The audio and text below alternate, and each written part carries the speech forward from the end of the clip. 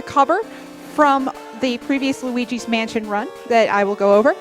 $10 from Gold Diamond. Nice 99.99% run, 5-5. Just for you, I'll be saving those animals. $60 from Godi. In sympathy for Fi, I'm tripling my donation anyhow. Half of this goes to save the animals because otherwise it's not a 100% run. Half goes to kill because it's a speed run after all. $20 from One Winged A. Well, I said I'd give $10 for each 113, and here's an extra 10 for 5-5's flawless run. I gave the first donation to 5-5, but this time we'll save the animals.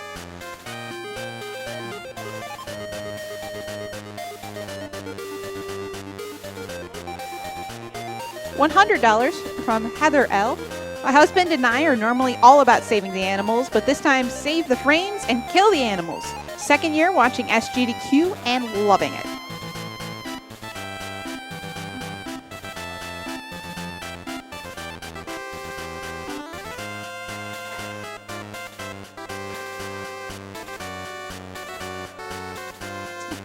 $10 from Thomas Turbindato.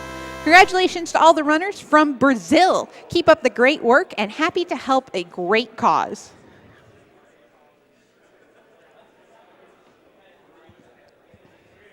$30 from Dark Lord Pug.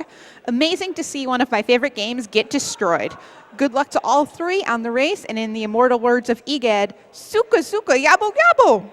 Also, happy 2-year anniversary to my wonderful husband. We look forward to many more GDQs. Save the animals.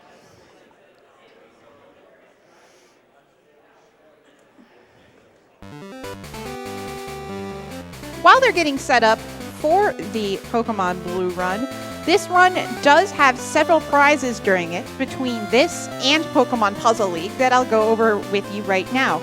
For a minimum of $5 for a donation, you can get in for Pokemon Kanto gym badges or a Miss Singo plushie.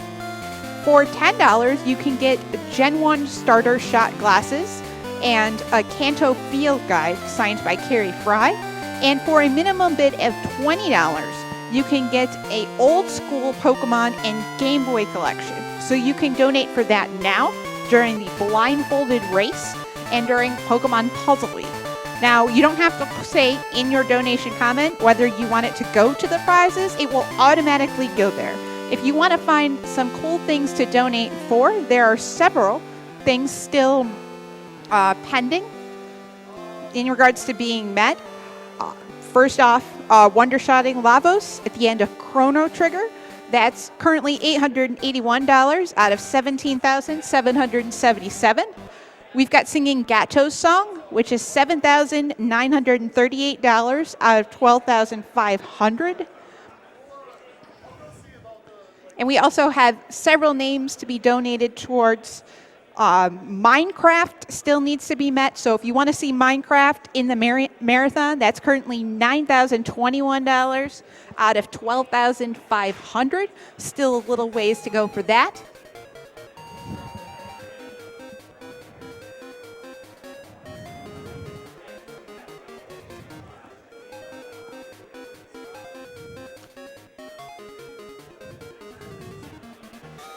In regards to Wind Waker, the file name is still up for grabs. Currently, Iwata is leading with $5,533, followed by Germensch with $4,421. You can donate for all these things. Go to GamesDoneQuick.com to find the donation tracker where you can find the prizes and the bits. Looks like we're just about ready to start some Pokemon Blue. Let's get some hype up in the audience right now.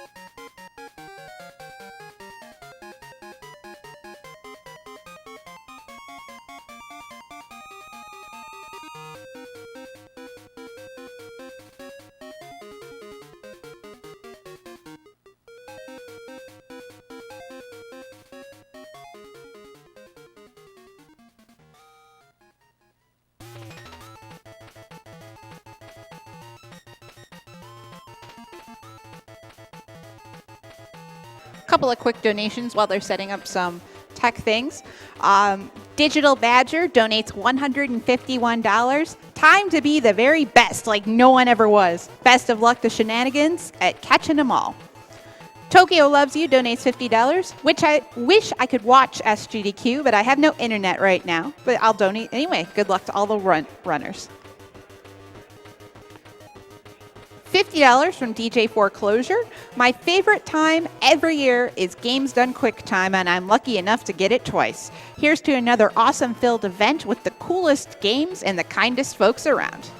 I would have to concur with that being here on site. $200 from Avalon Star 135. It's been an absolutely memorable GDQ. Thank you to the speedrunning community for showing just how welcoming and world-changing you are. Onward and upward, and let's see that $1 million. Love and hugs from Senpai. As for the donation, saving the frames is nothing compared to giving us that wonder shot.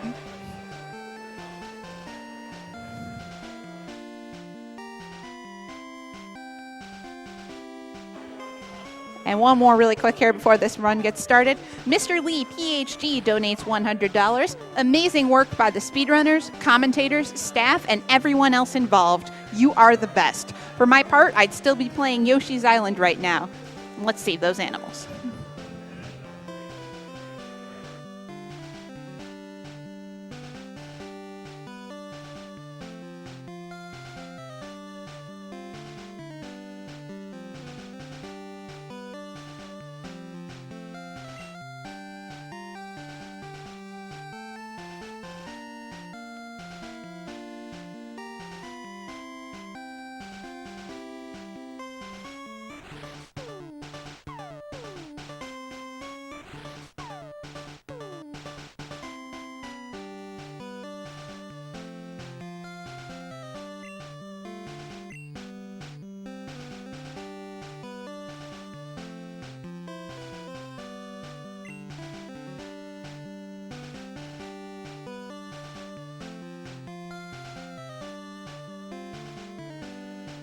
Your donations are flying in, and just as a reminder, even if I don't read all of them on air, 100% of the donations are going to Doctors Without Borders and straight to where your bids are going. So just keep that in mind. We've got a lot coming in. We are at $714,000, 493.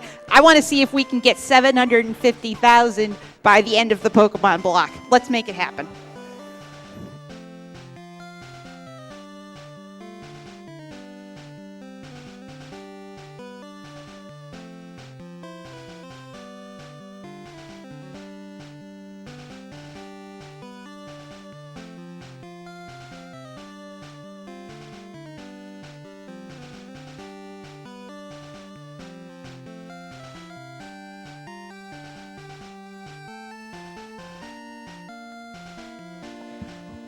We do have some names for this run that I am being told we need to feed over to Mr. Shenanagans himself. So, good to go? All right, so I'm going to call off the donations for the trainer and Bulbasaur name. You want those right now? Yeah. All right. So the trainer name is Day 9. Day 9? So Day with the number 9. That ended up at $1,070. Okay, there are no numbers in the trainer name, but I will type out 9. Make it happen? I will make it happen, don't worry. And then the Bulbasaur name? The Bulbasaur name is Ken Bogard. Ken Bogard, okay. With $3,213.37. Wow, shout out to the French community as always. All right, we good to go? We good. All right. Yep. Let's do it. 3, 2, 1, go. All right. So starting off right away, there's normally a trainer name and a rival name incentive for Pokemon games, as most of you know, but I didn't have a rival name incentive. Okay, so it was Day 9? Yes. Day. And I'll just type out 9. It'll fit. And that's because I'm going to dedicate the rival name to one of my childhood friends who helped get me into speedrunning. So I'm going to name it after him. All right. So anyway, we're going to pretty much start this off like every Pokemon run. You kind of have to play through at least some of the game glitchless, but this will be a very glitched run, so we'll get to that soon. I grabbed the potion because this rival fight is actually one of the hardest runs in pretty much all of Pokemon speedrunning, especially if you don't have the potion, and even with the potion, you can still die. We are picking Bulbasaur as our starter, and Bulbasaur is not that great of a fighter, especially against a Charmander that has Growl and Scratch. If he growls you, you're effectively doing half damage, and it becomes really, really hard to kill. But luckily, if you get criticals, it ignores the stat drop from Growl, so we'll be able to do a lot more extra damage. Alright, so hopefully I can spell this right. Here we go.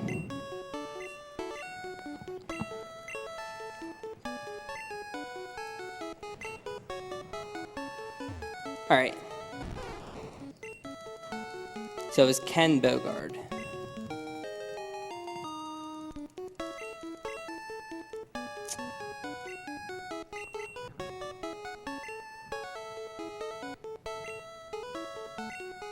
Is it ARD? Is that it? Yes. Okay. There's so many donations, I'm just pre-reading them, getting distracted. Yeah, it's fine. Okay, so here comes the rival fight. This is probably the hardest fight in this entire speedrun. This guy can do a lot of damage, but so can the Weedle fight. So our effective strategy is to just mash the A button until we're at low health, and then we heal, and then we start mashing the A button again. That's a perfect first turn. Come on. That's bad attack. That's a little bit unfortunate, but we should be okay. There's only two stats that matter on Bulbasaur, the attack and the special. We don't really care so much about the other stats, but those two matter quite a bit. I'm going to go for a strategy with the special. I have a setup for it, and if it doesn't work, I'll have to use a backup strat. And it loses about 1.5 to 2 minutes, but it's pretty much the expected outcome. All right, so now I'm going to use the potion.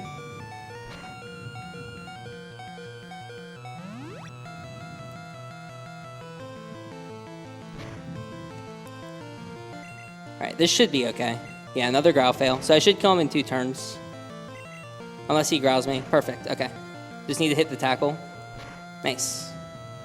So that's the rival fight. I'm going to check my special here. Okay. So I had 14 special and 11 attack, which is pretty much the riskiest Bulbasaur you can get, which is great for a marathon run, but we'll see how it works out.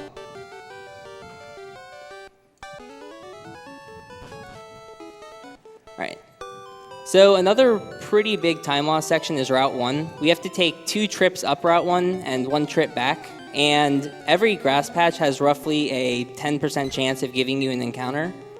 Each encounter loses a bit of time, but that's just kind of part of the category.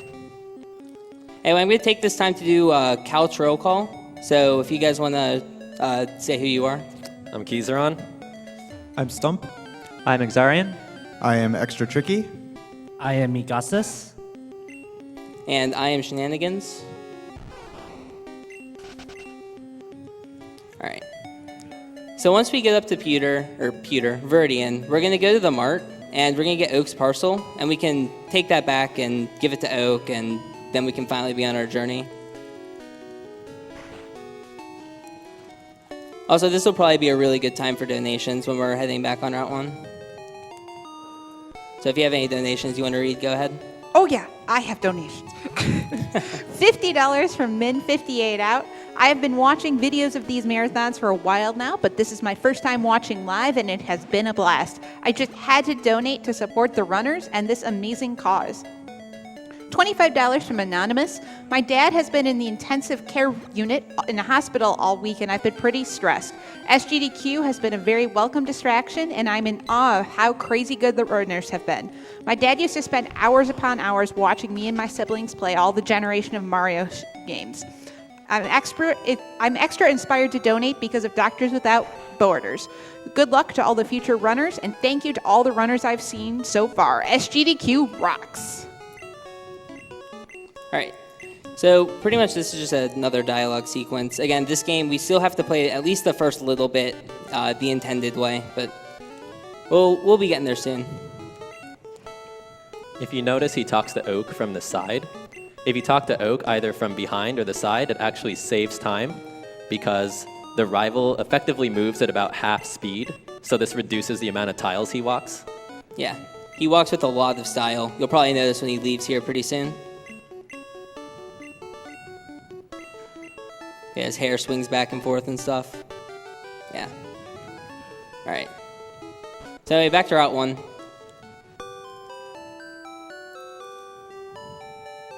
We're also going to take a quick visit to the mart once we get back to Verdian, because we're going to need to buy a few things. We need our money to be at a very specific value for part of a glitch much later in the game. So we're going to be going to the mart and trying to set up our money to be at that value. We also need to have 6 items by the time that we get to Saffron. So I'm going to be buying 3 of them. Or I have the potion, but I'll be buying the other 2 now. So that was a pretty average Route 1 section. Now, because I used the potion in the rival fight, I'm going to buy the Paralyze Heal first. And I'm going to buy 8 Pokeballs, because we're going to be catching a lot of Pokemon.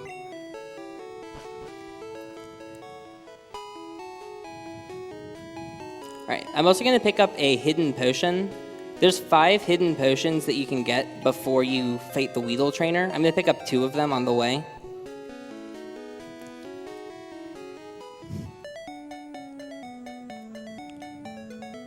And I'm also going to try to catch a Caterpie when I'm in the forest. A Caterpie or a Weedle. I need one of the 2. This is pretty much the only place in the game that you can get a Caterpie or a Weedle, so it's really convenient to get one here.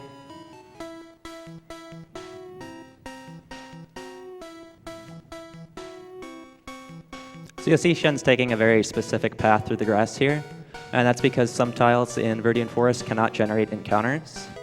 Specifically, tiles that have a star in the bottom right corner cannot generate encounters.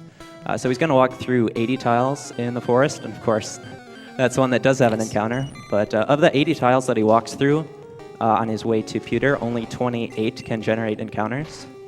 Yeah. And also the 2 tiles that he'll walk through after fighting the bug catcher, he won't be able to get an encounter there because of, we call the 3-step rule, which is after you have an encounter or fight a trainer, you can't get an encounter until the 3rd step after the fight.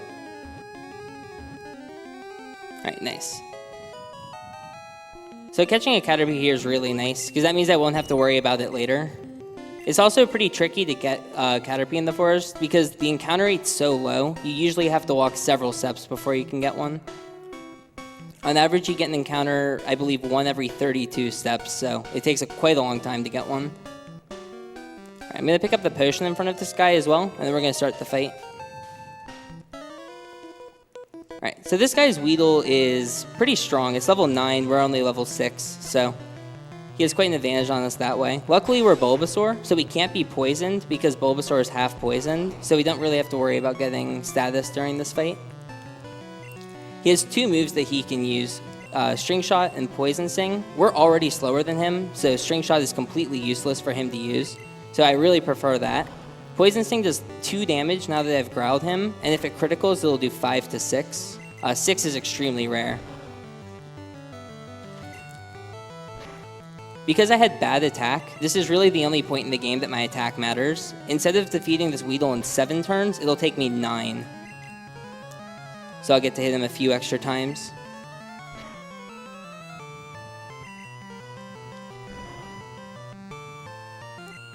Alright, and this is, after this fight, I'm also going to check my stats again.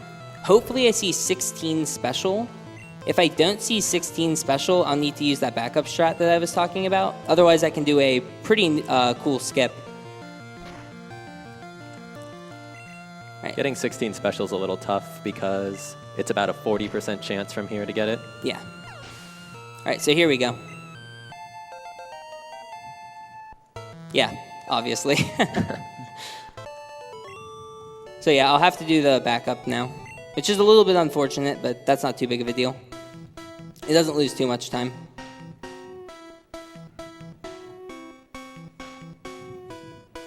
Alright, so this is what normally happens when you need an encounter. There we go. All right, that's perfect. Cool. Ooh, that's not perfect. Never mind.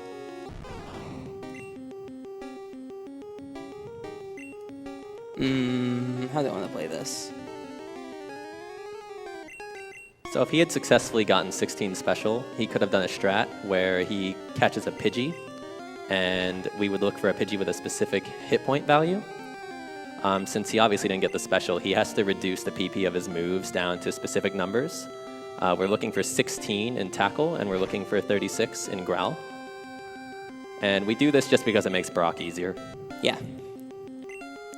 Oh, he evaded that attack. Come on. There we go. Yeah, give me my health back.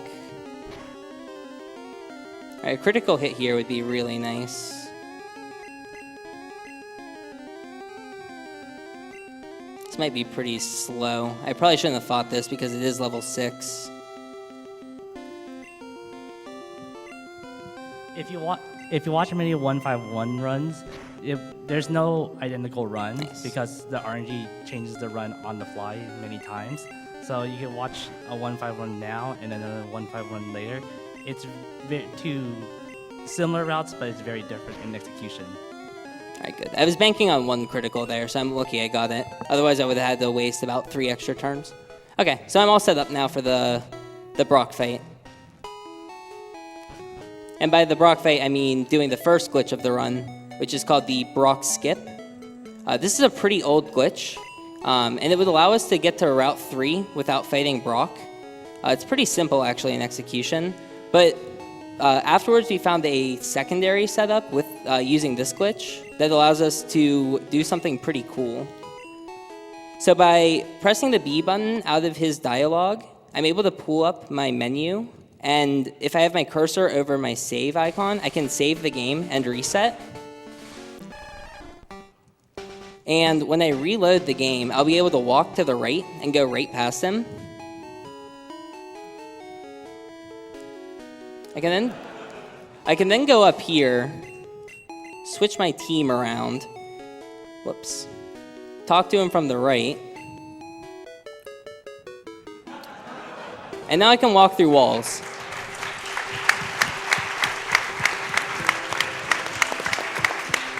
So we found this glitch toward the end of 2014, and we call it Brock Through Walls because it gives us the ability to walk through walls because of the trainer near Brock. Oh, what am I doing? Yeah. So normally, when you interact with that trainer, he leads you to Brock's gym, and the game looks up movement instructions based on where you are when you interact with him. You're not supposed to be able to interact with him from the right side, so the game looks for something corresponding to that location, and usually you get a soft lock. But by setting Bulbasaur's current PP up like we did, it uses Bulbasaur's level as a pointer to that movement data, overflows the buffer, corrupts the memory, and lets you walk through walls. Yeah, it's actually pretty interesting that we were even able to find it to begin with. And we have multiple setups for it as well, which is pretty cool. So I'm going to heal in Saffron. You might think I would use my crazy walking through walls power to go to the end of the game like Victory Road. But there's actually a glitch that we can set up when we're here in Saffron. And that will allow us to break the game even more than we could if we were to go straight to the end of the game. So a lot of people know about a glitch called Trainer Fly. Some people refer to it as the Mew glitch. It can be done by finding a trainer with maximum range and then using a Pokemon with Teleport or Fly by walking in front of them, teleporting, Fly, Dig, or Escape Rope away. And we can't really use Fly because we would need Surge's badge for that, and I don't know how good that my level 8 Bulbasaur and my Caterpie would do against a Raichu, but I would think pretty poorly. But luckily, we can get Teleport through an Abra, and we can buy an Abra from the Game Corner for 120 coins. In Red version, it costs a little bit more, which is one of the main reasons that we run Pokemon Blue. It saves about 30 seconds in picking up coins, but it's not too bad. Alright, so this guy gives us 20, and then there's just 100 coins sitting on the ground here for some reason. Alright, that's enough. I love your gambling skills there, Shen. Thank you. My gambling skills are pretty good. All right. So we get our Abra. And the reason they healed in Saffron is every time I use Teleport, I return to the last Pokemon Center that I used. And the last one I used was in Saffron, so that's where I'll return. It's pretty nice that the mechanic works like that in this gen, because yeah. Gen 2 and beyond, once you enter a center, you don't have to use it, but that's your main hub. Yeah. All right, so this is the last time we get to see Ken. Bye, Ken. Nice movement. Oh, I know. She usually moves for me, man. All right, I'm also going to grab the Psychic TM. Abra is Psychic type, and we're going to be going into the Fighting Dojo pretty soon. So we need a Psychic type move. So that'll help. All right, so I'm going to set up that trainer fly glitch that I was talking about by using a trainer on Route 6 down here. The way that trainer fly works is that when the trainer loads on the screen, it normally looks down, and before it can face the correct direction, it allows you to input a button. In this case, we're going to input the start button to open the menu, and from there, we're going to access teleport. You can also use this with fly, dig, and escape ropes. Yeah, it's a one-frame trick, so I'm pretty happy I got it first try.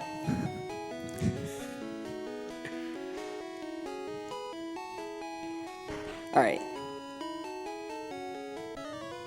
So we're going to fight this guy.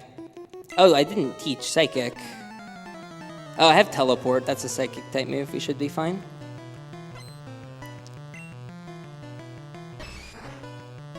All right, so here we go. All right, he's going to soften us up. Here we go, though. Ooh. Ah, that's unfortunate. That's probably going to kill. Yeah. Oh well. Right, You're a pretty impressive trainer there, Shen. Thank you. All right, so now let's just set up another one. All right. Hey, look, it's missing now.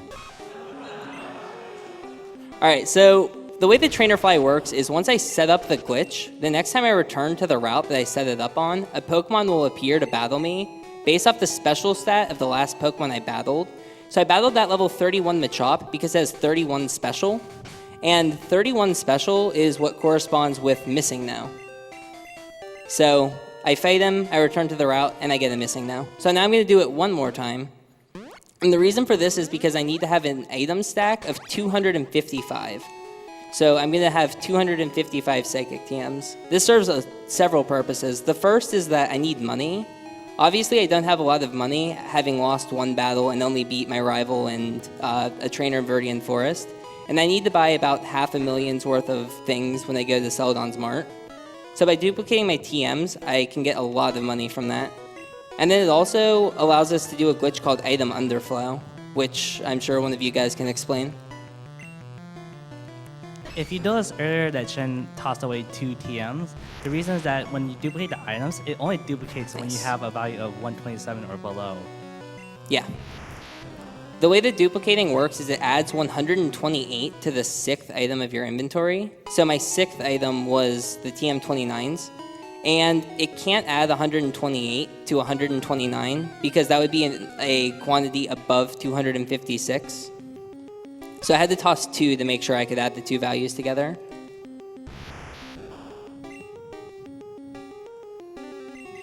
Okay. So now we're going to go to the mart. We're going to buy several things. And we're also going to set up the item underflow glitch. And the item underflow glitch is the reason that this game is pretty broken. All right. It's also really convenient that the guard just lets us through, even though he says the road is closed. The game assumes that you can't reach Saffron yet, because technically you can't. So whenever you step on a tile that interacts with that guard, it just immediately assumes you cannot enter Saffron, so he just lets you through in this case. Yeah. When we were originally routing the walk through walls glitch, we thought that we would have to heal in Celadon because we thought we would be trapped forever if we healed there. Alright, so I'm going to sell some items. So there's how I get most of my money. All right, now I need to buy several things. Every single thing I'm buying has a purpose, and we have barely enough money to get it all. I actually did not pay attention to the girl, so hopefully she doesn't block me. She moved up. She did move up. Okay, she would have blocked me. That girl is another example of fickle RNG. She can either move up or down or just stay still. If she moves up, she actually has a chance to block your path. You have to go around her. Yep.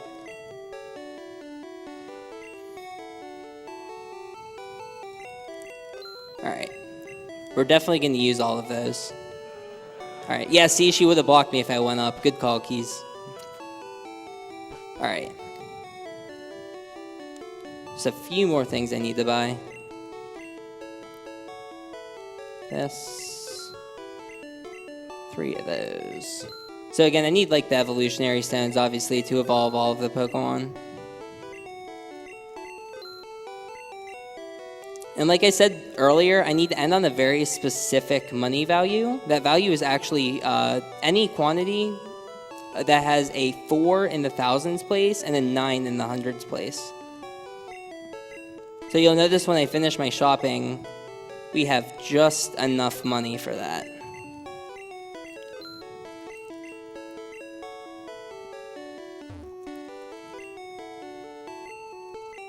So there you go. Alright, now I'm going to stand here, and I'm going to toss some items for a moment. So this is when he starts to set up item underflow. 255 has a very interesting characteristic when it comes to stacks of items. The game actually treats it as a cancel item. So by him discarding 255 items over and over and over, he's actually moving the menu's cancel up more and more and more.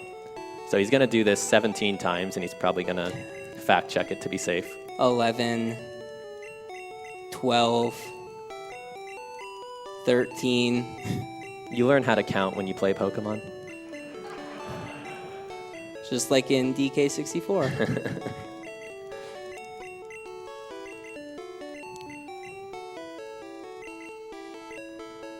So now he's going to merge all these items, and what this allows us to do is it allows us to bypass the cancel, so you're going to see the underflow. That is not marathon safe Master Balls. I think they'd be mad if I took those. Alright. So pretty much there's all kinds of like information down here. So I'm going to be messing around with a lot of it, and they'll have some weird effects. Let's see. This. A lot of the tiles below the cancel button correspond with different sections of memory in the game. Some of them being the text speed and all the other options being the location, where you are, trainer ID, rival name, which is why we pick a very specific rival name. So you might have noticed that all the text boxes have sped up now. And this is because the game stores in the option byte how many frames per character it should wait. So normally you can set it to either 1, 3, or 5. And what Shenanagans did is he set it to 0. So now each text box will display in 1 frame. I can also teleport out of the mart now, which is pretty convenient. Otherwise, I'd have to walk all the way out. Those were some ugly items in that menu. I'm also going to call off the Mew name incentive now. Wait, what am I doing? All right, we're done with Abra for now. So now he's also doing underflow for the PC, and he's going to accomplish it in much the same way.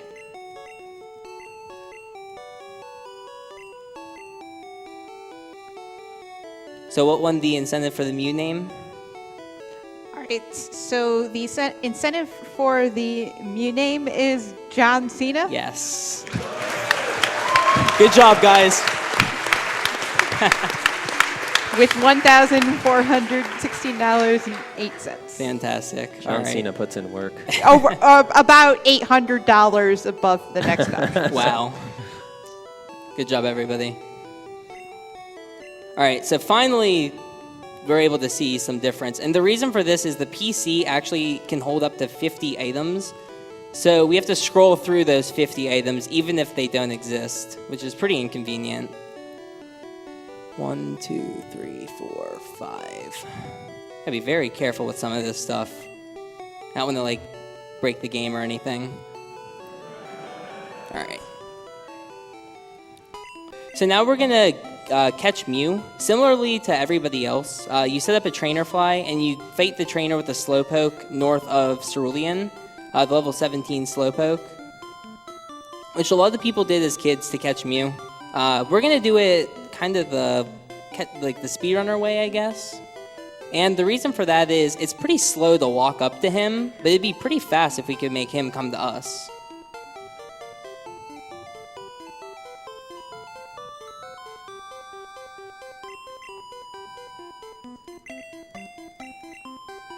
Hey there.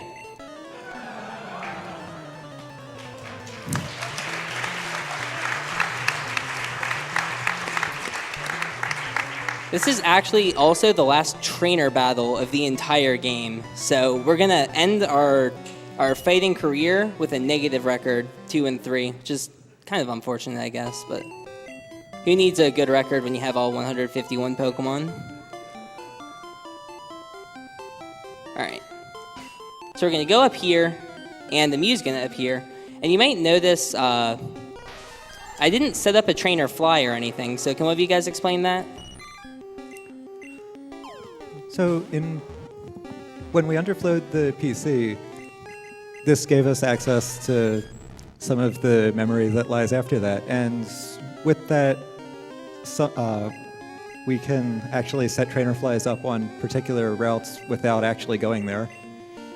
So we did that for a couple of routes. Yeah. All right, guys, I need everyone to be quiet really quick. Like, yeah, can we all be quiet? I need to sneak past all these guys to catch my Hitmonlee, so just kind of keep it down for a minute. I'm gonna turn out the lights too. Maybe it'll help us sneak past them. Shh, come on, guys.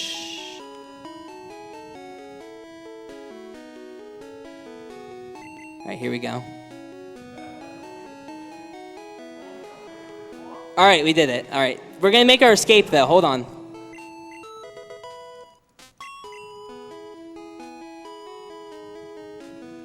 All right, we did it. We're in Vermilion. We're safe.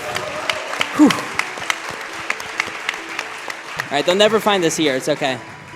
So Vermilion is a nice hub for the rest of the run, and also we're wanted in Saffron, so we kind of need to stay somewhere else. Yeah.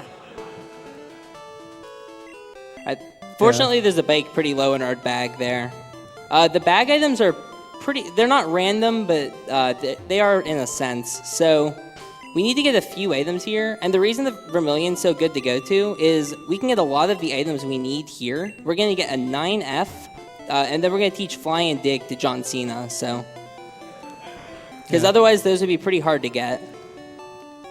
All right. We ended up in Vermilion because one of the things that was done in the item menu in the dojo was to change the last map that we were in, so it's a wrong warp. I'm also going to call off the electrode name now. So if you can tell me what won the electrode name. We give it. Oh, we're in the power plant. Forgot to mention that.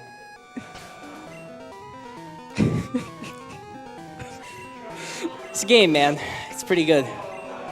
We can also walk through walls. That's another thing I forgot to mention. We have an item that lets us walk through walls. A lot of the times you'll hear us call it jacking through walls, and the reason for that is the original item that we used to walk through walls was an item called Jack. So what's the electrode name? John Cena. Yes! Yes! We did it, everybody. The champ is here. The champ is here. Well, he's actually right here. All right. How much did that win by? Approximately $650. Wow. Wow. Well done, 700, everyone. somewhere around there. All right. So we have John Cena number 2. Let's see. Can I stick in one quick donation here really quick? Yeah. All right, so we have $500 from Shenanagans family. Hi, Mom. Hi, Mom. Hi, Dad. Shenanigans, we love you, son and brother. We are proud of you. You look fabulous. Thank you for raising money for a great cause. God bless you and all the GDK players and donors. Mom, Pop, and Sis Shenanigans. Aww. Thank you, guys.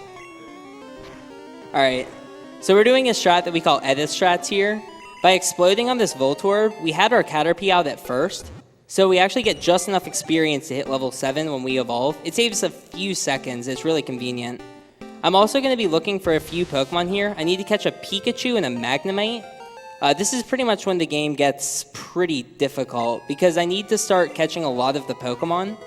And for pretty much the rest of the run, I'm going to be abusing a trick called D-sum manipulation. It allows us to predict the encounters. I'm sure Tricky can go more in depth on it as well. Yeah, so you'll see it shortly. So the game keeps 2 random bytes, which it uses for various things throughout the game. And the 2 random bytes aren't independent in any sense. So their sum in particular changes very predictably over time. And when generating encounters, the first one is used for determining when you get an encounter, and the second one determines what encounter you get. So what you'll see Shenanigans do is he'll set up his party how he wants, and then he's going to look for any encounter first because he doesn't have any knowledge of the D-sum. Once he gets an encounter, it's a Voltorb. Now he has some information about what the D-sum is. Now he's going to run from the battle and start looking for encounters, and then... Good. Okay, so he got it in the first set. If he didn't get it in the first set, he would stop looking for encounters and then start again once it was more favorable for either a Magnemite or a Pikachu. Yeah. So you'll probably see that for the Pikachu because he'll only be looking for one particular Pokemon instead of either of 2. I would like to also say, every time that D-sum fails, I will be donating $1 to Doctors Without Borders.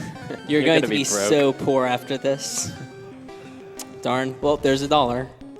So Right, D-sum so- isn't an exact So this science. differs from RNG manipulation in the traditional sense because first, we're not actually manipulating the RNG, we're just exploiting our knowledge about That's it. close. And second, even though we're only taking advantage of a correlation between the 2 variables, so even if we do it perfectly, there's a chance that we don't get encounters at the right time. There's still a range on what the first variable can be because encounter rate is reasonably large. Yeah. And so there is still randomness. It is very possible to get the wrong encounter even when you're doing it perfectly. Yeah, and a lot of times I'll be tracking it through multiple cycles because I'll go a lot of time without getting encounters sometimes, and it becomes pretty difficult pretty quickly. All right, well, John Cena, here we go. Oh, that's unfortunate. Come on, John Cena. All right, this one seems to be a little bit better. Unfortunately, John Cena just lost his championship belt, it would appear.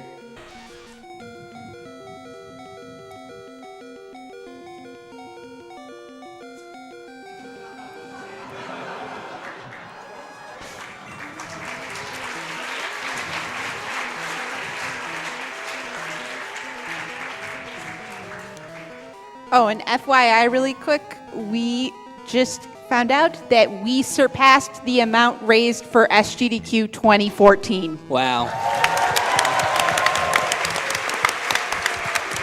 Well done, everybody. Keep those donations coming, guys. Thank you all so much for donating. All right, so here's the Safari Zone, and there's a reason that this place is horrible, but there's a chance you won't get to know that if everything goes perfectly fine. You know it's not. Oh, no way. All right, so I need to catch a Nidoran female and a Paris. They're roughly 70% that I catch them before they run away. It's about 80% for Paris and 70% for Nidoran female. Doduo is nice to catch. I don't need it. It's about 50% that I catch it before it runs. But we'll get to sit here probably for a little bit. Okay, well, I caught the one that I don't need, which is great. All right, so again, I'll be using D-sum to try and get the other encounters. So if you notice, every time he warps somewhere, he goes to the underflow menu of his item. Like I had mentioned earlier, specific slots coordinate with specific bits of the memory. So he's usually throwing away a certain amount of items to match the map index, and that's how we ended up at the power plant, that's how we're at Safari Zone, and that's how we're going to get all over the place. Come on, man. Let's go on a journey. Unbelievable. So while this is going on, a fun fact about how the wrong warping works. The slot that we normally use stores the last overworld map that we've been on.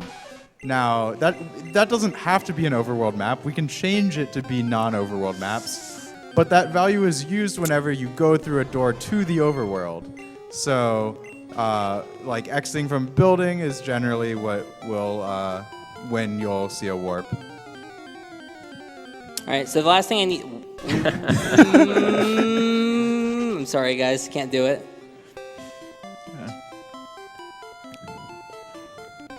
So this is kind of hard to time, but I'm trying to get a Paris, and this is the thing right before it.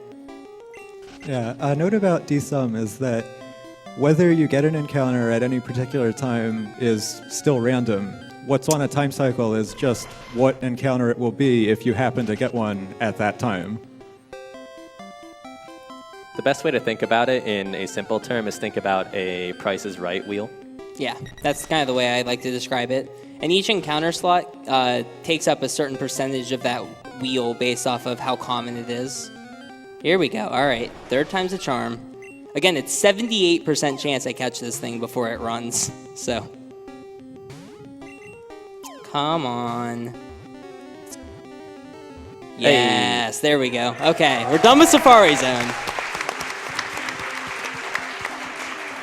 All right, that is by far the hardest part of the run. Well, hardest in terms of RNG based. All right. Pikachu went to the box because I have a Magneton. All right. Something kind of challenging about this run is there's a lot of different like patterns and whatnot. So I already have to like change my route based off of something that happened earlier. I normally would have had my Pikachu in my party at this point, but it went to the box because I got a Magneton before it. So a lot of the times I'll be kind of routing different sections on the fly based off of what happened in the past. 151's a very improv heavy route. Yeah, that's for sure. Wait a minute. This. And execution is a must too. If you guys have noticed, there are a bunch of J items like that one right there. If you get an eaten input and you accidentally use it instead of tossing it, you crash the game immediately. Yeah, there's a lot of places that I can crash the game immediately, very easily. Luckily, I just saved as well.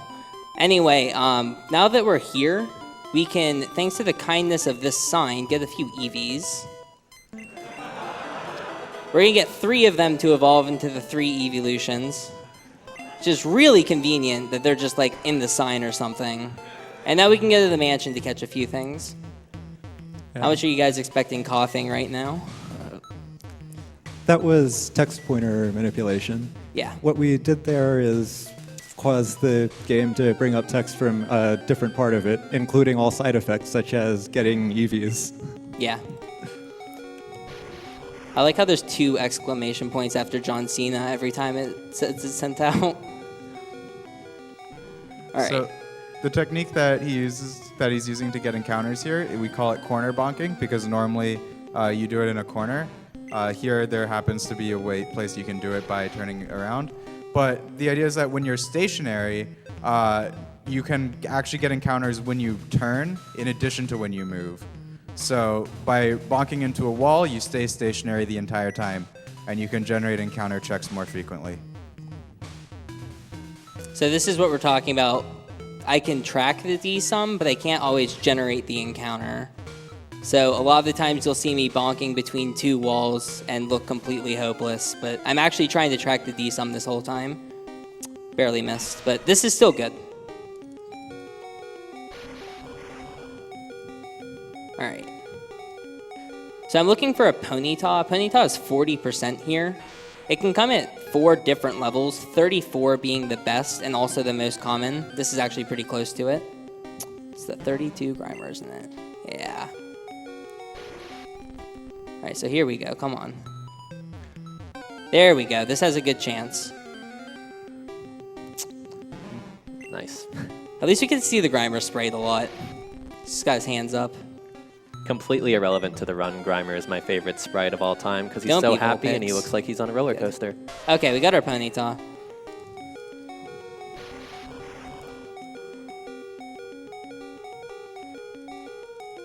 right, so that's all we need from here. So now we can leave.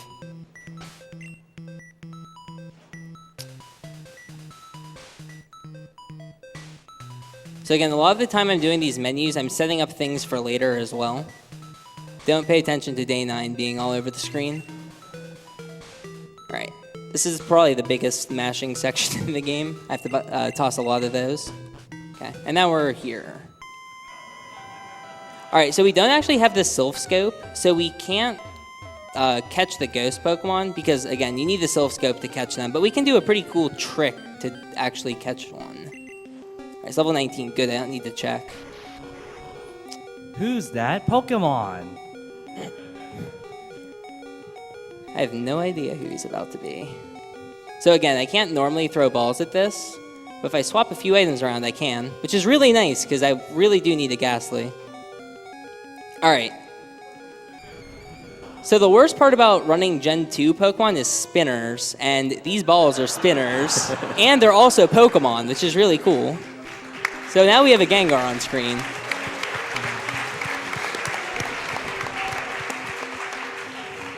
So what was done there is called, we call it Crazy Warp. We changed the map ID we are currently on in the battle, so when we finish the battle, we respawn in the same place on a different map, but with all the objects from the first map still there. Yeah. And it's really convenient because it basically turns these items into Pokemon, so we're able to catch them. There's actually 3 that we're going to get on this route. Hopefully I can show off the spinning mechanic. Oh, I didn't bike. Oh yeah, we can still walk through walls, don't worry about it. This. I have to dodge a trainer there. All right, here we go. You can do it, come on. Anytime now.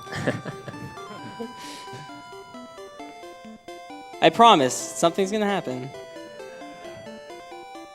You get to listen to the bike music. Hey, there we go. They'll just like walk over to us.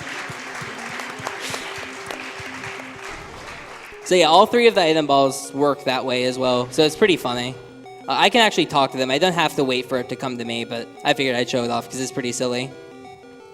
These 3 Pokemon are very important because eventually we're going to go to the Elite Four and we need to build up our team, and level 0 is a good middle ground to start. If I didn't catch a Doduo in the Safari Zone, I would catch one in that grass, but I already caught it, so I don't need to worry about it.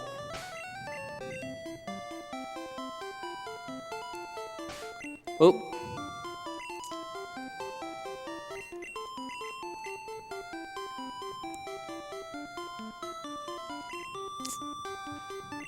Alright, so I'm going to evolve the 3 Eevees now, as well as the Pikachu. I could catch a Raichu in Mewtwo Cave, but it's actually pretty nice if I can evolve one earlier. And the reason for that is whenever I have an item removed from my inventory, as you may remember from earlier, when an item above a stack of 255 gets deleted, it duplicates that stack of 255 again. So this way, by having all the Thunderstones removed from my inventory, as well as those 2 Master Balls I tossed, I'll now have around 1,000 rare candies, which is really nice because it's 3 stacks, which I need to get a few things here. Now you may have noticed that we didn't go to Mount Moon, so we don't have the Helix or Dome Fossil, so it might be pretty difficult for us to get Omanyte or Kabuto, but luckily we're able to get them here. So 1 more evolution. The good thing is I have a Vaporeon, a Jolteon, and a Flareon, so I didn't mess up. I've lost a run to having 2 Flareons before, which is not fun. Alright. So now as we scroll down, we have a bunch of rare candies now, but we don't need them to evolve things. So I do this. Now I have a Dome Fossil. And I do this.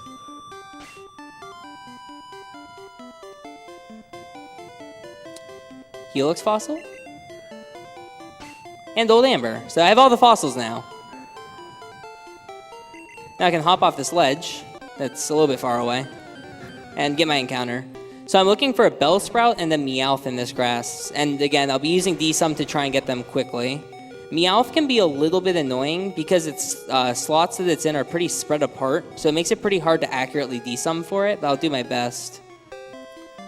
The way that item mutation works is that where the item was placed corresponds to the location in memory of the x coordinate of you. So moving around after putting an item there changes what it is. That's close. Good, okay. So again, it's only a 15% slot, the one that I was aiming for, so it's kind of difficult to accurately go for it. Luckily, that didn't troll me too much. I've been trolled here for a few minutes before.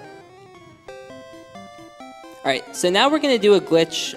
This is probably the newest addition to the run as far as major glitches is concerned. This is a glitch called Overworld Red Bar. So if I use 9F, I can pull up my menu in battle and fly away. Now, before we see the true effects of this, I'm going to do another pointer manip right here.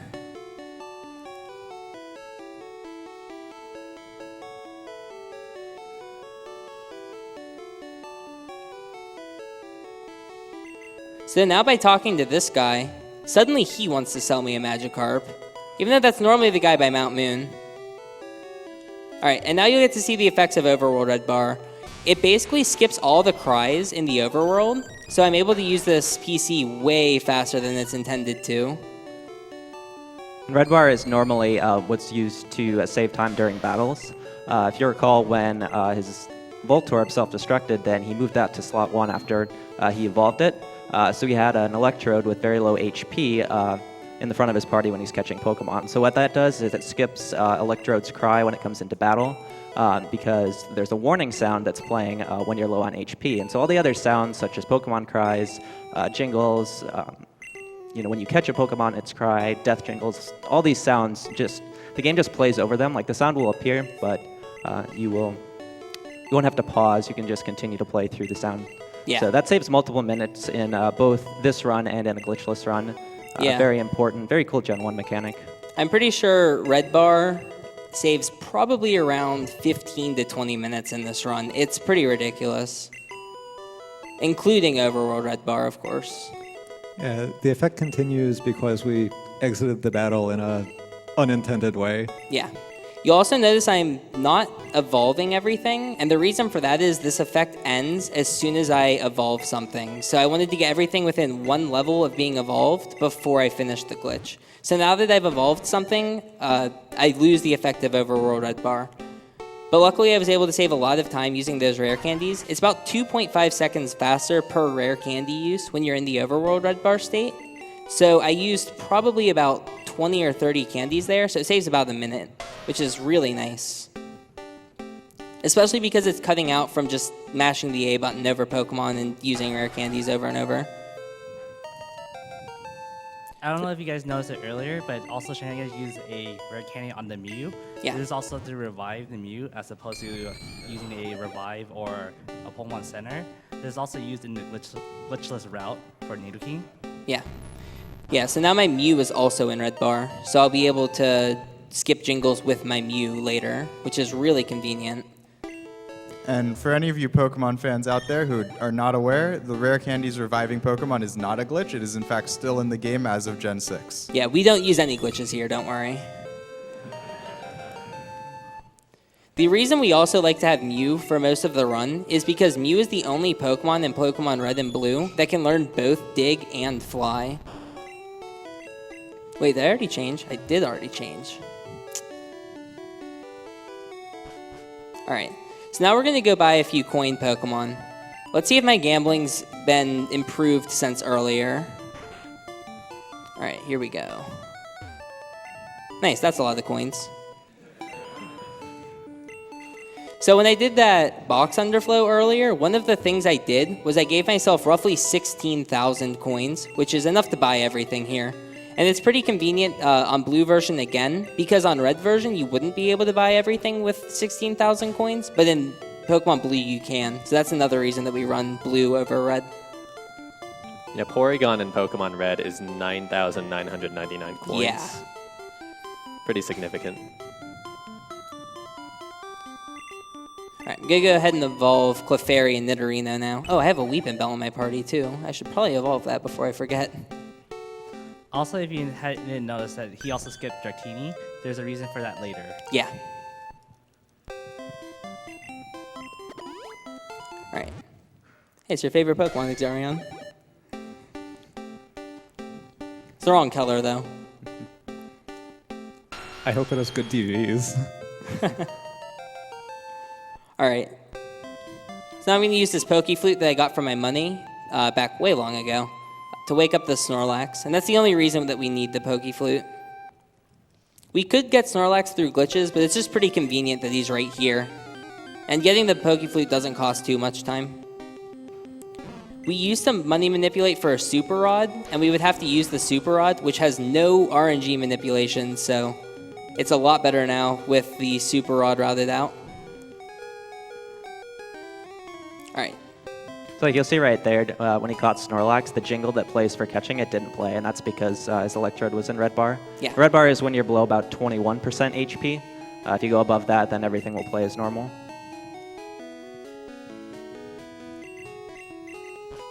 All right, so to Seafoam we go. And again, luckily there's a bike right here. This is one of the trollier areas of the run because the encounter rate is pretty low, and that is an interesting one to get here. All right, so catching a Krabby on this floor is pretty slow. It's level 29. It evolves at 30, but it learns Stomp at 30, so I'll have to sit through a level up move before I evolve it. If I were to catch it on the other floor where it's more common, it would not learn Stomp, and I would save about 5 or 6 seconds.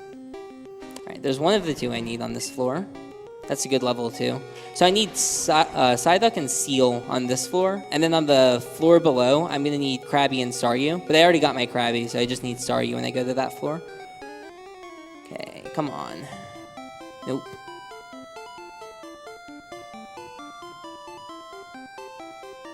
So this is what I meant by the encounter rate can be pretty trolly sometimes. Yeah, that's gotta be late. Nice, never mind. So does that count toward your dollar? Hey, there's a seal on the screen. I got it, man.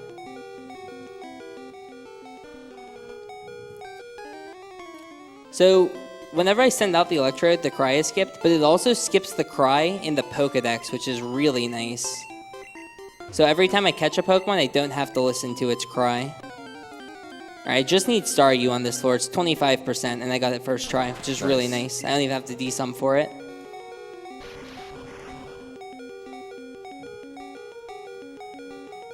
So when Shenanagans is catching Pokemon, you might notice that Master Balls are in slot 2, and you never see the cursor move at all.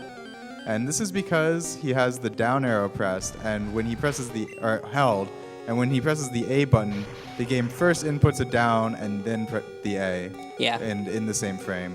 It's super convenient for the run because every time I would normally have to use a Master Ball, if that weren't the case, I would have to like manually press down every time. So it probably saves a pretty good chunk of time.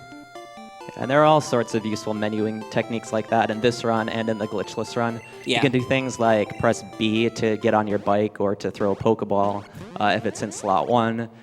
You can like really quickly access an item in slot 3 with a technique called double inputting. And it's pretty much exclusive to Gen 1 that you can do all of that stuff. And later gens, it's basically you just need to time your inputs. You make sure you don't go too fast. But in this game, it's a lot of technique, which makes it a lot of fun to learn the game and play it. I made a pretty big mistake. Not that big. I have to scroll up a bit, though, to do that. That's unfortunate. I forgot. I withdrew Bellsprout. So again, there's so many different variations with the route, and because I caught a Muck, I had to evolve my Bellsprout earlier than I'm usually going to. I usually evolve it as my last Pokemon, actually, so I had to actually evolve it earlier, and because of that, I completely forgot. And I need to deposit it here permanently, because I'll never be returning to box 3 after this point. So there's 4 Pokemon in here that I still need to evolve, so I'm just going to withdraw all 4 of them, and then change boxes, and then I don't have to return to that box again. So a lot of this game is like optimizing your boxes and menus and whatnot. So one of the things I've recently started looking into was optimizing the boxes, because that's where a lot of time loss comes from. Alright, next up is Mewtwo Cave. Don't be Electrode. Perfect. So Electrode and Raichu are very terrible encounters to get here Yeah. because they're not only higher level than you, they're faster than you. Yeah. So when you're slower than a Pokemon, it's about a 50% chance to escape. It's pretty much just yes or no. Yeah. So if I get an Electrode or a Raichu, they will probably destroy me. Raichu can paralyze you, and Electrode has Self-Destruct, Explosion, and Swift, so 3 of his moves kill you. Luckily, we have D-sum manipulation, so the chance of those encounters is lessened, though still there. Yeah. But the issue with that is it's right next to the encounters that I actually want. So if I go slightly early on Marowak, I'll actually get an Electrode. This is actually Magneton again, isn't it? Okay, good. Slightly late, which is exactly what I want. It's really hard to track the D-sum through multiple cycles, so if I don't get the encounter within the first couple cycles, it becomes very difficult for me to get the encounter I'm looking for. Luckily, I got the 2 that I need here, because I caught a Magneton earlier. Usually the worst D-sums to attempt for is the ones where the slots are not consecutive. Yeah. So there are encounters between this Pokemon you're looking for. And one of the big culprits of that was, again, Seafoam Islands. So the first slot is on the floor I was looking for Seal and Psyduck. It is Seal, followed by Psyduck, followed by Seal, followed by Psyduck. So I need one of them. I pretty much have to aim for a gap that includes the other Pokemon. So it becomes really difficult to D-sum for them. At least consistently. Alright, so I'm going to catch probably a couple more Pokemon here. My goal is to get 5 or 6 Pokemon that I would need to evolve otherwise here. I'm going to go to the basement. Yeah, here's Stomp. I'm going to go to the basement, and the reason for that is all the Pokemon on all the different floors are different. And the Pokemon on the basement are, the common ones are Dodrio, Kadabra, and Venomoth. And I don't have any of those, so it's a lot better for me to go down there. Where's my Water Stone? Okay. So yeah, I had to evolve all of these here, because I'll be depositing them pretty soon. And I don't scroll past my rare candies again. Alright, so this is another text pointer manipulation glitch. And we're going to use it to get a Golem. Oh. I almost did the old route. That would have been bad. We pretty recently rerouted this game. I think it was the day before I came here, actually. We had a pretty major reroute, so it took a little bit learning the route again. That's pretty common with this category, though. We reroute it quite often. Alright, so now to the middle floor. Best case scenario, I get a Dodrio. That is actually better than Dodrio. Never mind. That's best case scenario. So I would normally have to look for Rhydon on the basement floor, but now that I just caught it, I don't need to, which is really nice. Alright, come on. Don't. Okay. I thought that was going to be late. If you get an encounter pretty late, there's still Electrodes on this floor, but they're pretty rare. But the way that the encounter table is lined up, Dodrio is the most common, and then after it in the D-sum is the most rare Pokemon, and Electrode is one of those, so it was moderately close to Electrode. Luckily, I didn't have to see it. Alright, this should be Venomoth, hopefully. Or Kadabra, one of the two. That's really good. So I'm done with Mewtwo Cave now.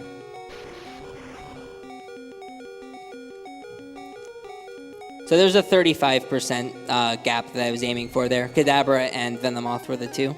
So I only needed one of the two of them. So you can just jack through the wall, right to the ladder. And we are done with Mewtwo Cave once I get to Mewtwo. Now he's way on the other side, and I don't have Surf. So this might be a bit of a problem. You would think.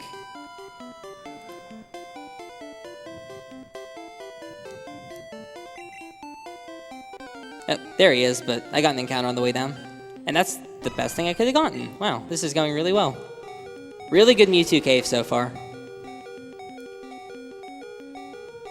Pretty much any of the caves can be the most trolly parts of the run because of the encounter rates. Darn. You can jingle skip Mewtwo's Cry, similarly to how Red Bar works. It's still trying to play the music from the dungeon, And I can overwrite his cry when the dungeon music plays if I can get to him fast enough, but that wasn't the case here. I think you need to be within 3 steps normally to get it, and I was not, so I missed it. Alright. So next up is Victory Road.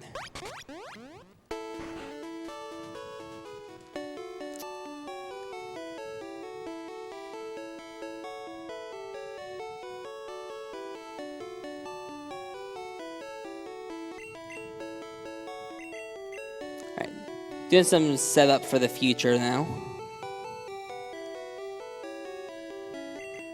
Okay. Shoutouts to Horo for this trick. You can toss those Master Balls and you don't crash. Normally if you toss items and you're roaming, you crash the game. This is probably the hardest area in the game to get all the encounters I need, because there's a pretty low encounter rate combined with the fact that none of the Pokemon are pretty common. They all have 15 to 20% slots that I'm aiming for. So when you're doing DSUM manipulation, high or low encounter rate is generally high encounter rate is preferred, but they both have advantages and disadvantages.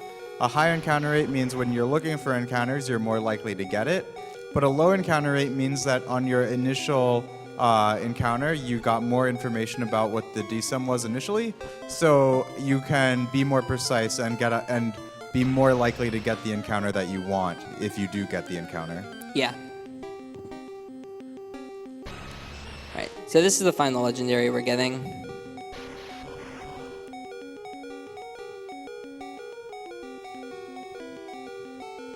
Alright, so the last 3 Pokemon I need are Onyx, Geodude, and Zubat. Onyx is 30% on this floor, so I kind of want to look for it here.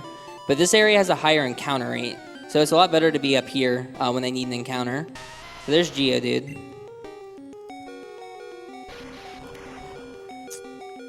I'm probably going to take a risk here, or a small risk at least.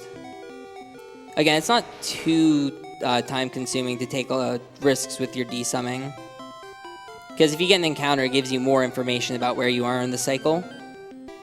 Yeah, so I got one of the rare encounters. I was trying to get Onyx on this floor, and Onyx is pretty rare, as we mentioned before. It's, I believe, 15% on this floor. It's 30% on the other floor, so I'll head down there now. But getting this Graveler is not a problem. All of the encounters before the Onyx, if I were to go early, would have been fine to get, because I would need to evolve those Pokemon anyway. This is actually worth it for me to stay on this floor now.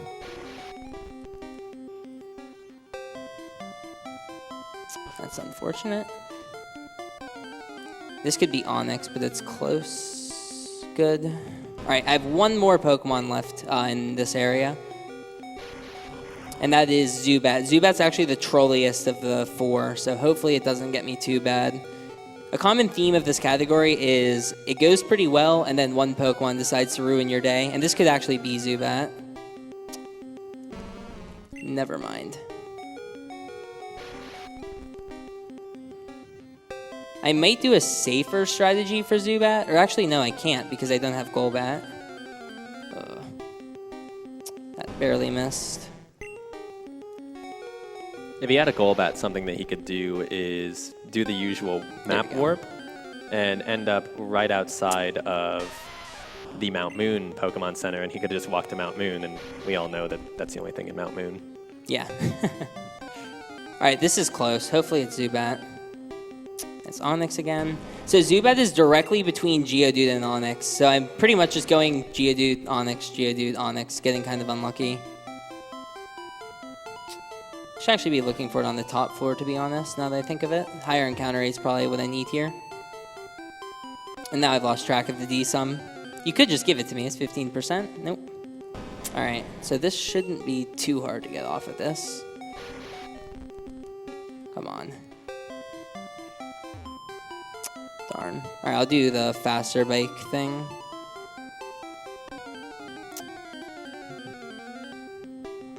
Oh, So right there, he got an encounter on the turn frame, so you noticed that he was standing still and got an encounter. Yeah. And this is really unfortunate. This is just a problem that occurs sometimes. You just get really unlucky when you're trying to desum for something. This is close again. Come on. Man. So there is a very difficult technique to get slightly more encounter checks than what he's doing. Right now he's just moving back and forth on the bike, which gets you about 1 check every 8 frames. If you move and then stand still. All right. On the bright side of his only Zubat this run, I've had runs that are just like every Pokemon will just troll you. It can be pretty bad sometimes. So yeah, so if you move 1 square and stop and then turn around, and if you do that if you stop for few enough frames, then you'll get slightly more encounter checks. But it's a pretty marginal benefit for a much higher execution cost, so he's choosing to not do it. Yeah. Now, I'm going to go ahead and say you can do a few donations here, but I'm going to call for a little bit of serious time afterwards because this is probably one of the hardest menuing sections in definitely all of Pokemon, but it's very difficult. It's about 10 to 15 minutes of menus, and if I make a single mistake, I crash the game, so it is pretty risky. Donations. We have some. All right, a few business points. First, Minecraft has made it into the marathon, so we have opened up the all achievements portion, so you can donate to that. We need $12,500 for that. Some donations I've been meaning to read for like at least a half an hour. We have $5,000 from the Yeti. Wow. Thank you so much.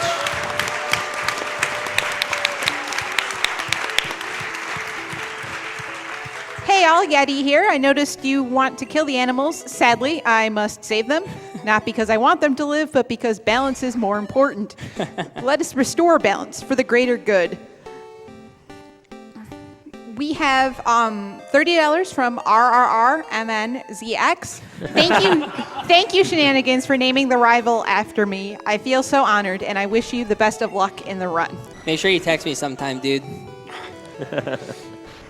We have $150.02 from Stephen J.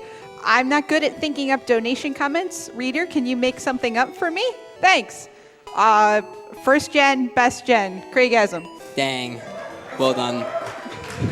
Okay. All right, so here we go. This is a very difficult menuing section. Anyone who's run this category can attest to that. But it allows us to catch pretty much any Pokemon in the game. There's some exceptions. All right, here we go. So I'm going to snag this item called 4848. It also is called Rocket Rocket, as you'll see soon. Rocket Rocket. All right, it begins. This is a very difficult part of the run. I'm pretty much going to be doing an infinite setup to catch a lot of different Pokemon, and they'll all be Pokemon that are very hard to get otherwise.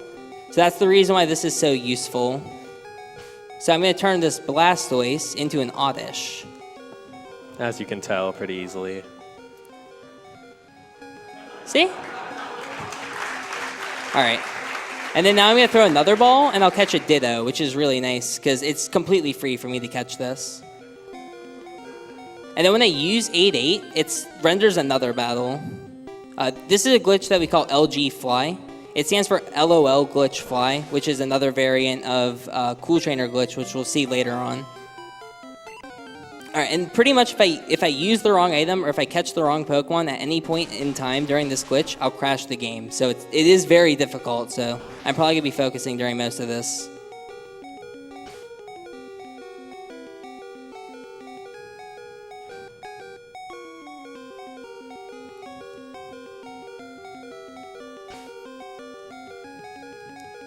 So all throughout this, you'll see him going to a specific item slot and throwing away a specific amount of items.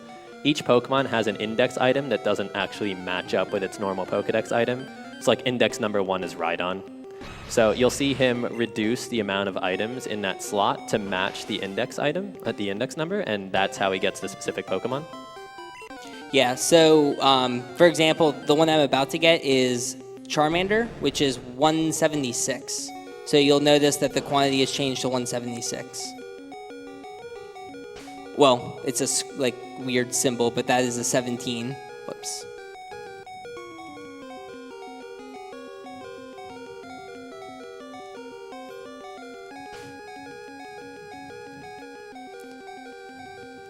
So you would think I would just catch every Pokemon in the game using this, but it's actually pretty slow for each Pokemon. It's about 50 seconds each. And I also can't get every Pokemon from this, and I also can't get more than 17 is the limit per round. 15 is the real limit, but we can get 17 with a few exceptions.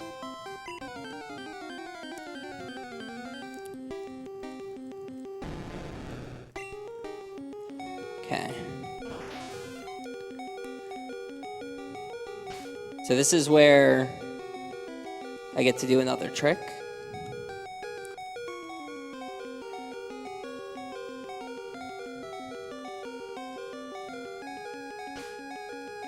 All right, so now I'm going to use a 4848, which is the item I brought up.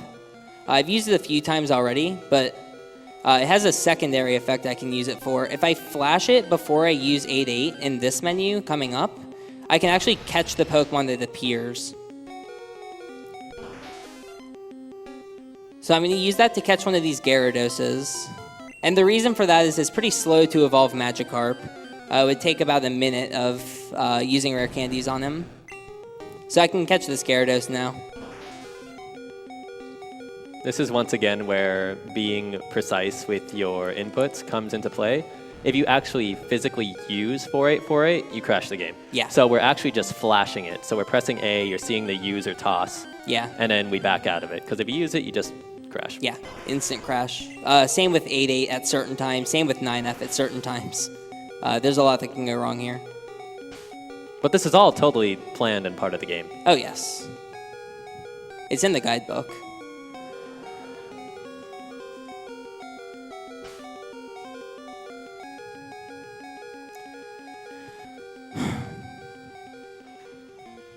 All right, so there's the Nidoran mail from earlier.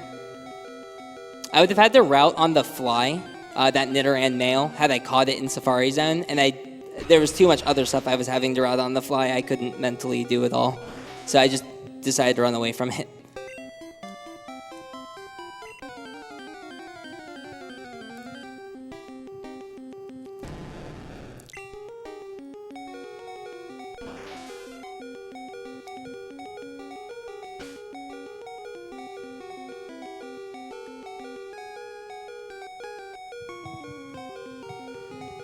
So you can find a lot of this information on Catch 'em All for Pokemon Red and Blue on PokemonSpeedruns.com.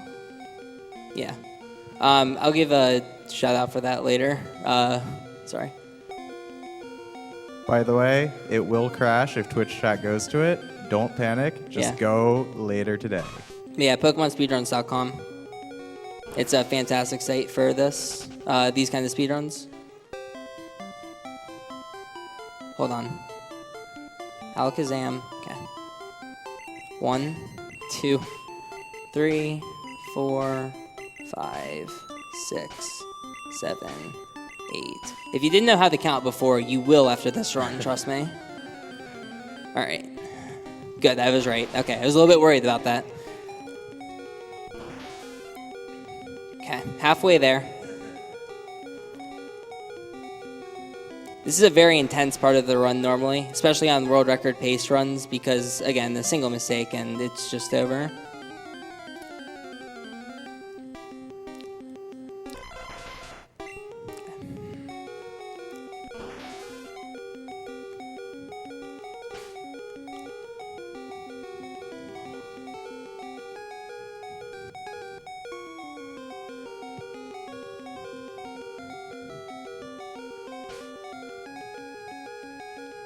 I'm also used to running this with notes, and I don't have any notes here, so it makes it a little bit harder as well. Okay. Good, I didn't crash there, which means I did the first part right. There's crash checks. If the game crashes, I probably did something wrong. Yeah, this game is held together by duct tape, and we're kind of treading on the lines with this glitch. All right. So it's interesting to note about that 8-8 item he's using. You can only get it in that Seafoam Island basement that we were in. Yeah, that's the only place we visit in the run that we can get it. I'm pretty sure there's a few other places. It's the only practical place, so 1, 2, count time. 3, 4, 5. Okay. So if he had missed it, then we would have had to gone back to Seafoam, which Yeah. obviously would have been time loss. Yeah. It's not too terrible to go back for it. It's not like some of the other items you can forget. Or crashing the game. Yeah.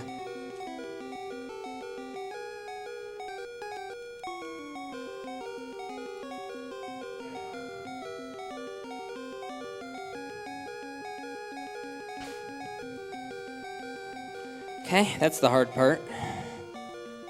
Well, there's one more part to it.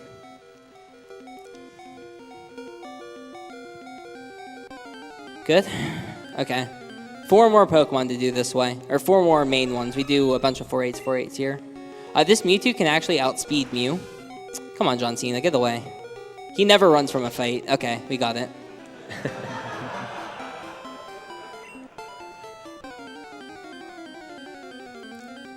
Surprised the Mewtwo didn't just run from us.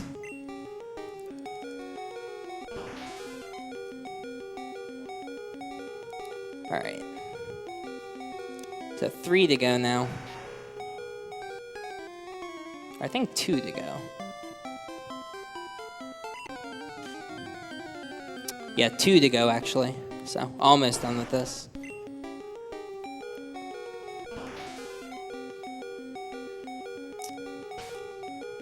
This for that. I caught a Caterpie, so Weedle. If any of you watch my stream, I talk to myself a lot when I'm doing this glitch, so. Alright, 1 to go. But don't worry, guys. If you like watching this glitch, we get to do it a second time. Yeah. The second round is not even close to as long as this one is. I believe it's 7 minutes long. This one's about 11, so it's a lot faster. And we only do 9 Pokemon, I believe. Okay, so this gets us Execute, and then all I have left after that is Ekans and Lickitung. Okay. Hopefully I didn't forget any Pokemon through this. If I did, I'll have to come up with a backup for them. I have a few backups for some Pokemon, but not all of them. Also, side note, if he misses any Pokemon throughout this run, everybody on the couch will donate $5 for each one. I should just forget about 30 of them. Save the world. It's for charity. It is.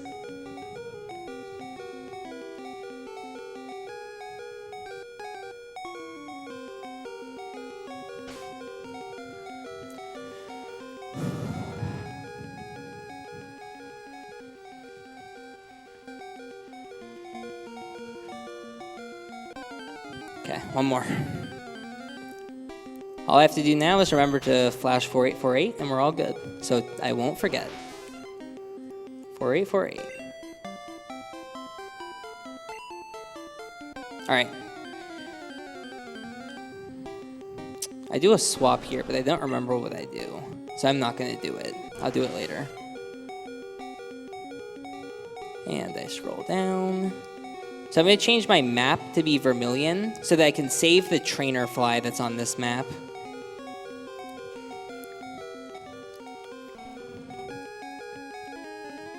All right, and we're done with the hard part, so that's good. Yeah. It's a very, very scary part of the run, so it's really nice to get out of the way. All right. So by saving and resetting there, I've set the stack. That's probably too in-depth, but I basically, when I was doing that, I was moving the stack pointer, and I can eventually move it to a point that if I move it any farther, I'll crash the game. So by saving and quitting, I put it back to its original position. So I'm just going to evolve a few more things here. So if there's any more donations, now's a pretty good time. Awesome. We have $20 from Moto Chuka. Had to donate during Pokemon Blue and Puzzle League Black so I could get in for some of that insane Pokemon swag I can win. $250 from Rylek Kuma. I was going to use this on hotcakes, but I'll go without for a while. I'll have my friends donate too if this gets read, so please look for it. Yay, Pokemon! I'm watching intently. $50 from Alta Biscuit. Shenanagans is a liar. I tried to item underflow my backpack yesterday, and now I'm in the hospital because Shenanagans told me I had to carry 255 of one item around. Good luck. We're all rooting for you. Thanks, Alta.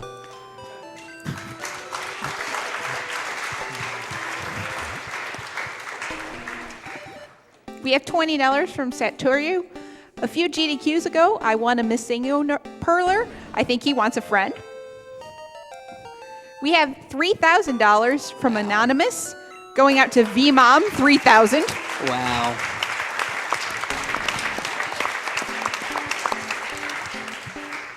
We have $50 from Anonymous. Donor used Splash, but nothing happened. Donor used Donate. It's super effective. All right, so we're coming up to the end of this evolution section. I'm going to be catching 3 Pokemon here, and then after that, this is pretty much it for the wild Pokemon I'll be catching.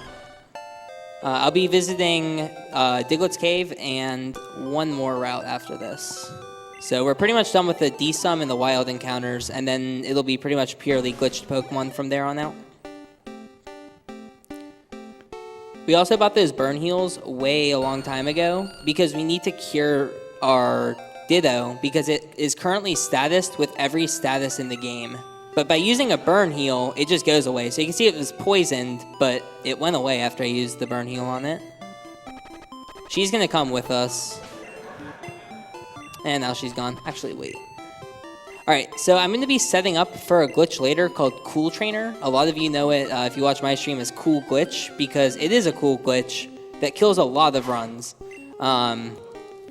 We get 4 Cool Trainer Pokemon in this run, and the glitch itself, when we use it, is completely RNG dependent on whether or not it works, and it's pretty brutal. So what I did right there was I transformed to the Raticate and then swapped 2 of its moves around. Ditto only knows Transform, but Raticate knows 4 moves, so I can switch the Raticate's moves around, but when it looks and sees it, like what happened to Ditto's moves, it thinks that I switched Transform with a non-existent second move, which gives us the Cool Trainer move as our first move. So our Ditto can no longer transform, but he can make other Pokemon transform, which is really convenient. Alright, so now more D-Sum. For those with go ahead. For those with Freaker Face Z, give cool glitches in the chat.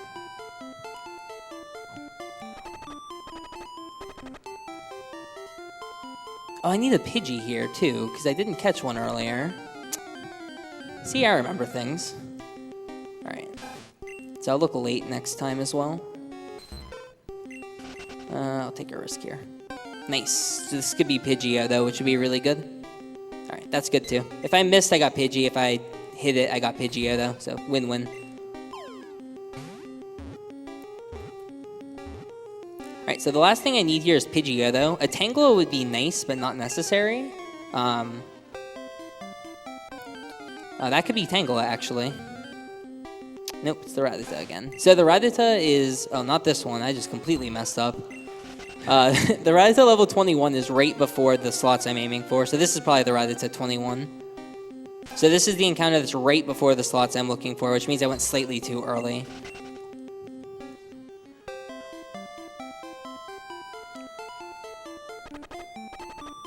Oh, man.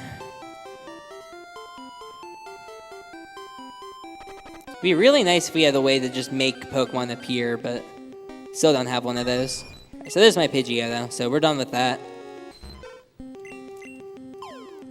I'm going to go for a Tangela, because the D-Sum lines up really well right now for me to get one, if I'm pretty lucky. If I can get an encounter within about 11 steps, it has a chance. So this could be Tangela, which would be really nice. It's the Rattata. Okay, so I won't go for Tangela now. Alright, I am going to get one more Pokemon here. Whoops. Well, hopefully I don't get an encounter in the grass. Good. So I don't have Surf, but I'm able to still go on the water here and get my encounter. So this will be a Tentacool. It ranges on from level 5 to 40, wow. with 40 being a 1%, and that saves a lot of time, actually. I can't believe that worked. Oh, man. I did about 7 or 8 practice runs this week, and the highest level I got was 10. So that should give you an idea of how rare it is to get a good one.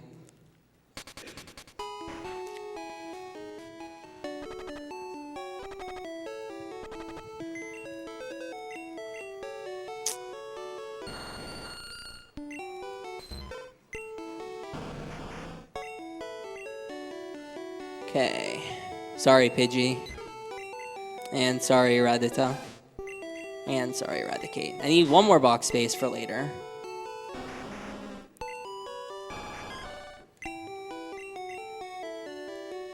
Alright, so this is going to be round 2 of the glitch. I also have to scroll down because when I'm outside, that 4848 item becomes a nasty click item. Click items are items that we have to like mash the B button through in order to advance past them in our item menu. A few items act that way. 4848 being one of them. Whoops. The thing that's really annoying about click items is you have to press B a specific number of times to get past them, but if you press it too many times, you exit out of the item menu, and when you bring it up, you have to mash B through it again without hitting it too many times. They can be really, really, really nasty. Alright, so this is round 2 of the glitch. It's not as long as the first round, but it's still pretty difficult. But if there's any donations, you can kind of read them during this.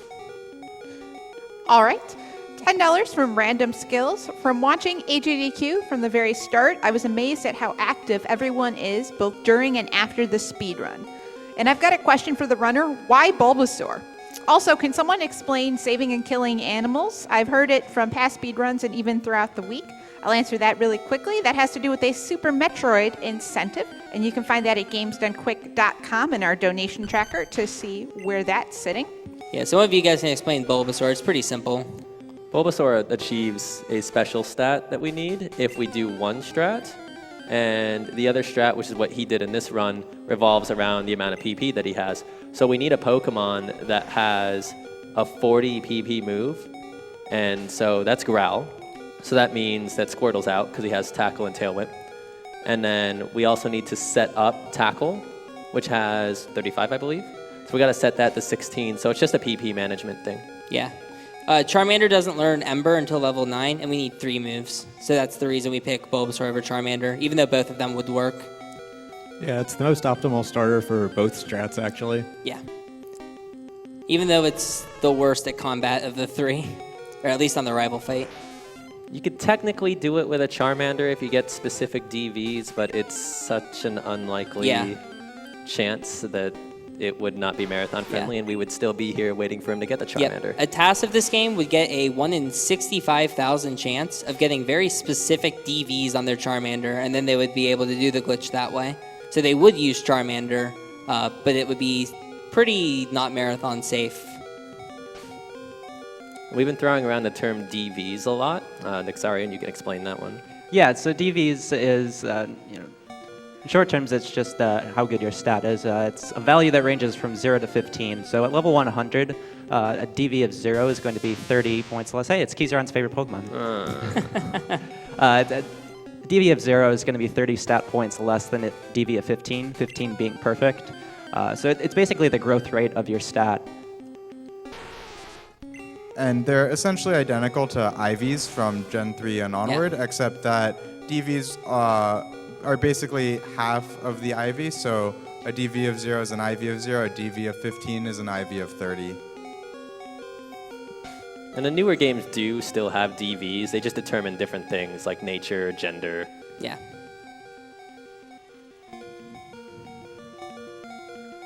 Awesome. Thank you for the explanation. Okay, we have $20 from Prince Nocturne. $20 for the first time I've ever heard claps for Zubat showing up.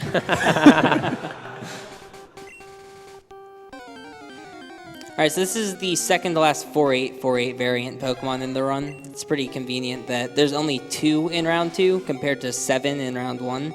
Or I think it's 6 in round 1. So it's a lot easier to remember because there's only 2 I have to do here.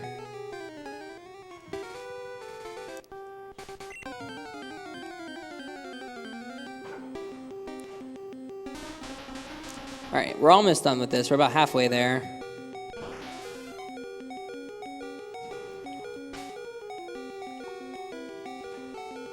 can I do some more donations? Oh, Or you- yeah, go ahead. Okay. We have $20 from Anonymous. To think Shenanagans can cut through the Elite Four in a flash and fly through the game with the strength of his Pokemon under 3 hours is rock smashing. I'm glad to be surfing the web right now to witness this spectacle. Thanks for showing us how it's done, Shenanagans. Now defog your mind and dive back into the game. P.S. Save the animals. I cringed really hard during that one. My Thank you. heart's a little sore. The puns, man. I have to commit, man. I'm sorry. When you have a calling. All right, and we have $10 from Sir VG. Prepare for trouble in this donation true and make it double in Pokemon Blue to protect the world from devastation, to unite all speedrunners within our nation, to denounce the evils of war, famine, and strife. Who says that speedrunners don't have a life? Jesse! James! Team Rocket blasts off at the speed of light. Surrender now your monies to our charity or prepare for a 151 Pokemon fight. Meow! That's right! No. 12, 13, 14, 15. Hopefully I counted right. Again, we get to learn how to count this game. If I counted wrong, I crash. It's pretty simple. And we'll find out very soon.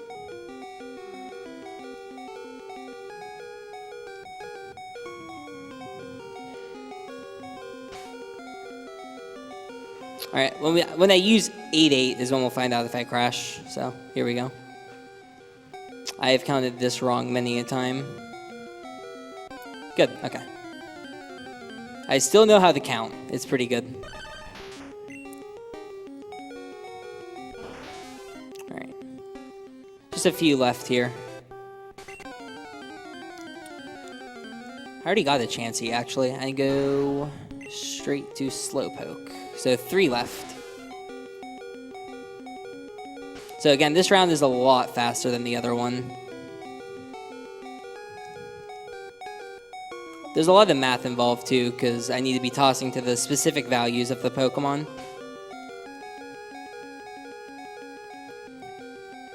Something that a lot of you might have noticed is he's running away from pretty much almost every other counter.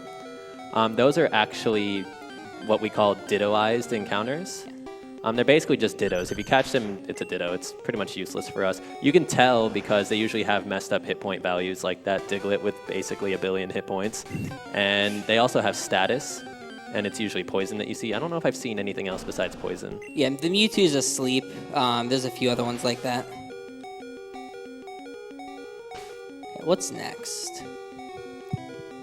I did not get a Tangela, so let's get one now. So a lot of the times there'll be encounters that I can catch in other places, but if I don't get them, I'll just catch them during this glitch. For example, Chansey I was able to skip, but Tangela I was not because I did not catch a Tangela earlier. And what's really unfortunate about Tangela is that it gives a missing no as this Pokemon here. So I get to sit through a missing no encounter now.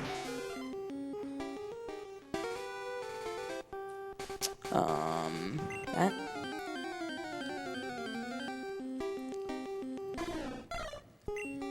Okay, just a few more here. Something else you might have noticed is he's doing his menu in a specific way. He has to have the specific items in specific positions on the menu. For example, he has his 4848 on top when he uses 9F. If he had done it any other way, he stands a chance of crashing the game. Yeah. Most of the time it doesn't crash, but there's a few times that it does. It also changes the DVs of the Pokemon that I'm catching. And I think the level as well. There's a few things that it changes. All right, so one last Pokemon here, and that will be Jigglypuff. All right, so this will be the last Pokemon we catch with this glitch.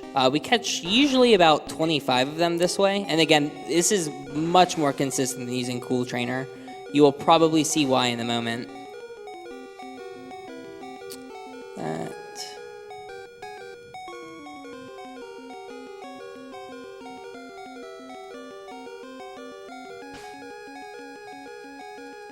Okay, and one more 4848 Pokemon. So once again, I'm not going to forget.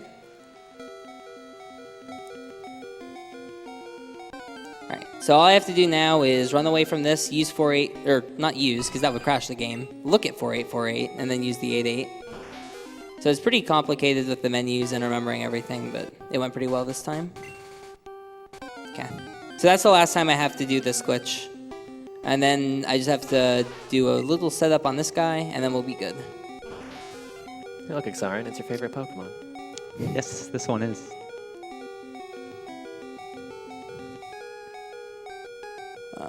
This for that. I always get thrown off when I didn't get the Master Balls for my trainer ID slot. All those slots have values for like different pieces of memory, so. Well done. Yeah. Whew. That's probably by far the scariest part of the run. Because it's different than failing D-Sum, because if you fail a D-Sum, you lose 10 seconds. If you fail that glitch, you lose 10 minutes. Alright, so now I can just fly away, and we will start pretty much the last section of the run.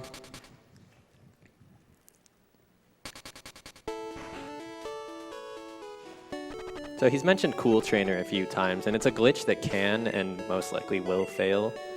Everyone on the couch is also donating $5 for every Cool Trainer fail, so. We will be very poor tonight.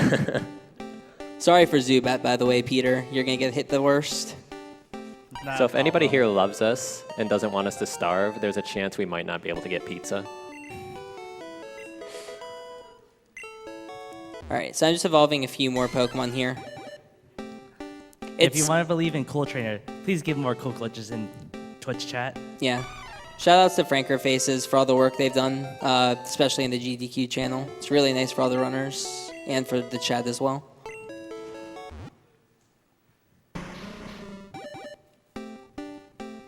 Alright. So there's probably about 10 more Pokemon to evolve here. You can read off donations. This will be probably the best time for them as well. Okay, we have $5 from Krishna Das. The world would be such a better place if more 8-year-olds would take down organized crime bosses. $151 from Anonymous. I'm hype for Pokemon's best items, 884848, and cancel.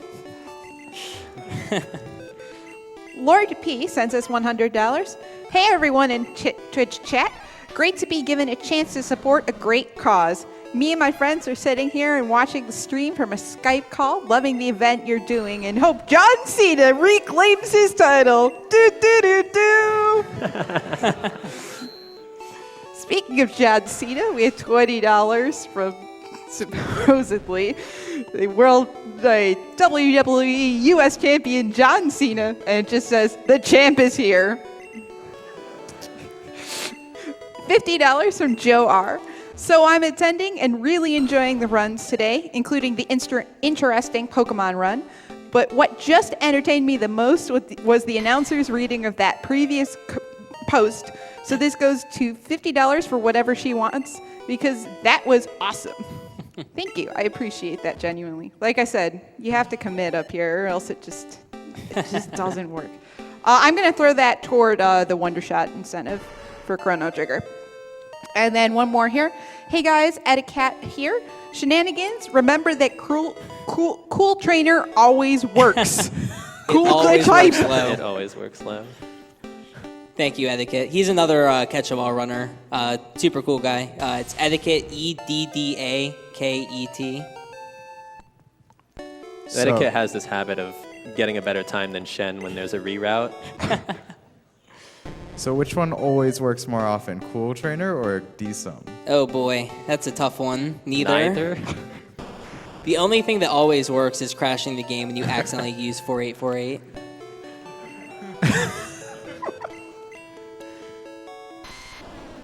We have $151 from Anonymous. $1 for every Pokemon caught. If this is red, an additional $1 for each minute under the estimate. And of course, kill the animals. We have $100 from Anonymous. This is to Minecraft all achievements, so my son gets to see an even more impressive run. And just as a quick update on that, For the all achievements, been so busy sorting through donation comments here. We are currently at $3,912 out of $12,500. So that has ways to go, but of course you can continue to donate. And then we have $20 from TMPP88. Wow, Day 9 has some godlike luck, having all of these ridiculously rare Pokemon just show up when he's rummaging through his backpack or casually biking through walls. All right, just a few more to evolve here, and then we'll get started on the Cool Trainer section of the run. So once again, the Cool Trainer glitch, we've mentioned that it's RNG based, and it can be pretty bad at times, but we haven't really mentioned how exactly it works. There's a pretty long-winded explanation, but the pretty easy way to think of it is I'll go to a specific tile, open my menu, and then based off of the tile that I was standing on and the tiles around it, the next time I view the Cool Trainer glitch or the Cool Trainer move in battle, it'll turn the Pokemon I'm battling against into a certain Pokemon. So I'll use that for 4 Pokemon total. There's really 4 more Pokemon we need to get through the glitch, and they're all version exclusives as well. Should have room for everything in here, or at least close, after I withdraw these 2. I'm just going to double check something I think I did as a mistake earlier. Nope, didn't make it. Okay. I have to be very careful if I accidentally were to withdraw one of those super glitchy used-to-be Pokemon. They were Pokemon that we caught earlier, but we kind of destroyed them when we did that glitch. So withdrawing them typically, again, crashes the game. Common theme. All right, so I'm going to go to the mart. I'll eventually go to the mart. And I'm going to go to this tile, put Ditto in the front of my team. I'm going to walk to Diglett's cave. You might think it would be faster for me to bike here, but I can't reopen my menu between the tiles, the tile that I'm using for the Cool Trainer glitch and the tile that I'm getting the Pokemon on. So I'm going to look for an encounter here.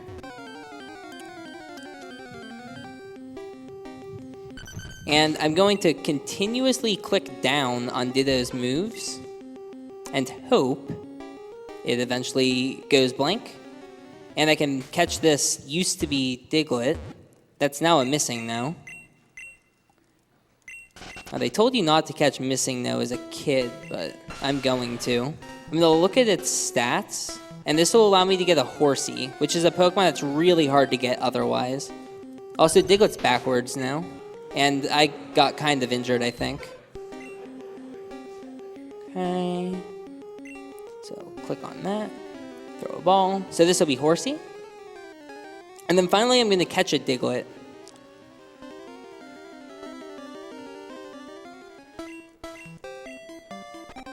Alright. Watch me get Doug Trio. It's 5%. It's happened before. It doesn't lose time, but it's just silly when it happens. Alright. So there's my Diglett. Alright, just a few more Pokemon to catch now. It was actually really important that he opened his menu then, because if he tried to leave, he would have actually crashed the game. Yep. So it's just convenient to get on the bike there because we had to open the menu anyway. Yeah, it's pretty much a dartboard when you're going to crash the game. You'll just like do something and, well, the game died. Alright, so I need all 3 Pokemon on this route. Drowsy's actually the best one to get first because it's the least common. The other 2 that can appear on this route are Sandshrew and Spearow. Right. So I'm going to go to this tile and once again flash my Pokemon. If I get any encounter that's not Drowsy, I'm going to do the Cool Trainer glitch on it. So I got Spearow, so I'll just catch it now. And then now it's only a 40% chance that I get something that I need, which will be Sandshrew.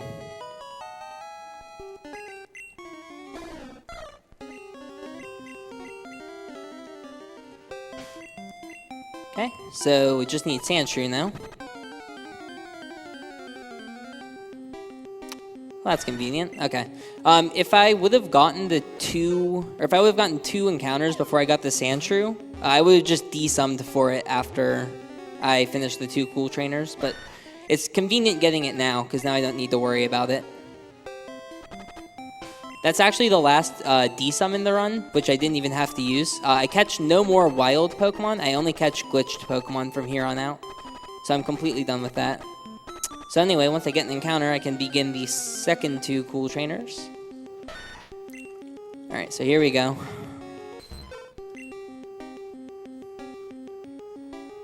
Again, I just gotta click down and hope it works. Not gonna work for me. Sometimes I try and coax it out by backing out of the moves. Yep, see? Sneaky. Alright. So again, it's completely RNG when it works. And that gets me a Venonat. I like how the music cuts out too. Alright. So now for this Hitmonchan, we have a saying that Cool Trainer always works low, and this is what we mean by that. Cool Trainer just always seems to work when I'm in this line of tiles. I'm yet to have one fail, so it'd be great if it happened now. But there's no data supporting it. Also, Day 9 is all over the screen. Alright, so that's Hitmonchan. And then we have one more Cool Trainer, which is right here. Once again, Cool Trainer always works low. Right? Always works low, man. I'll never figure that out. But anyway, that's the end of the cool trainers. That actually went really well. Yeah. I can't English right now. For those of you wondering how poorly that can go, I had one run in particular that was 7 minutes ahead of world record going into this split, and I was 19 minutes behind at the end. So it can be very, very brutal. We used to do a lot more. We only do those 4 now. An old variant of the route used to do 26 at one point. But then we found that glitch that I did earlier. It's the LG fly glitch. And that saves a lot of time and a ton of consistency. So it's really nice having an execution-based glitch rather than an RNG-based one.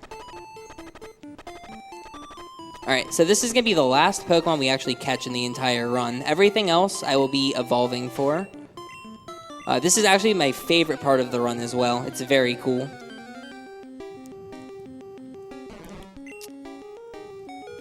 I'll just kind of let the glitch speak for itself.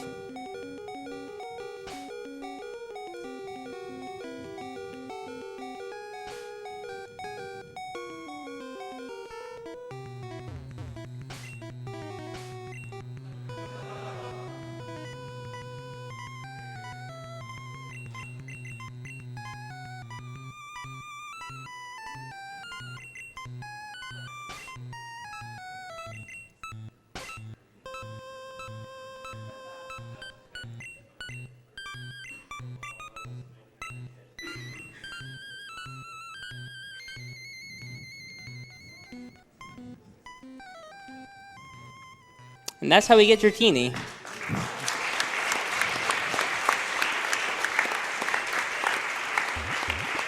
All right. So if I've done everything right so far, I should have every single Pokemon in the game, or at least a pre-evolution to it. I'm also currently in the overworld red bar state because I went into a battle with that wild Bellsprout and used 9F, and my Mew is in red bar. So it conveniently also gives me the overworld red bar state. So this guy gives you the fossil Pokemon. It's just a very convenient way for me to get the 3 fossils. Now what you might also notice is after I turn in the Helix fossil to him, it doesn't go away. That's because I have a few hundred Helix fossils and a few hundred Dome fossils, so if I wanted to get a few boxfuls of Ammonites, I probably could.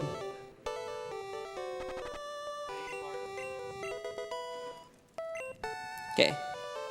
He is all over the place. So I always give him Helix first, because there was one run I gave him the Dome Fossil twice, and I lost a lot of time to it, so I've learned to just give him one first and just keep it consistent.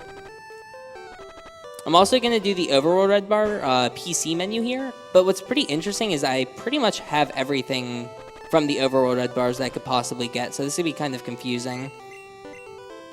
Okay, you're done. I made a huge mistake, actually.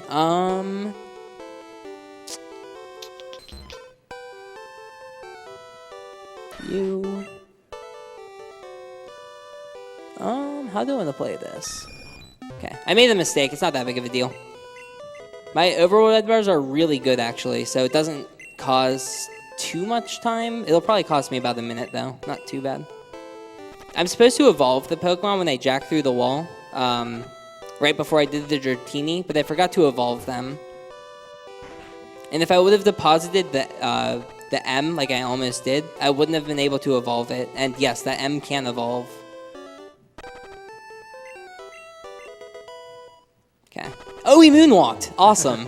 If you guys didn't see that, he can actually moonwalk pretty rarely. I get it maybe like 1 in 10 runs, I would say. All right, so again, the Overworld Red Bar menus, rare candies are a lot faster, and I'm gonna evolve, or put everything within 1 candy of evolving before I evolve anything. All right.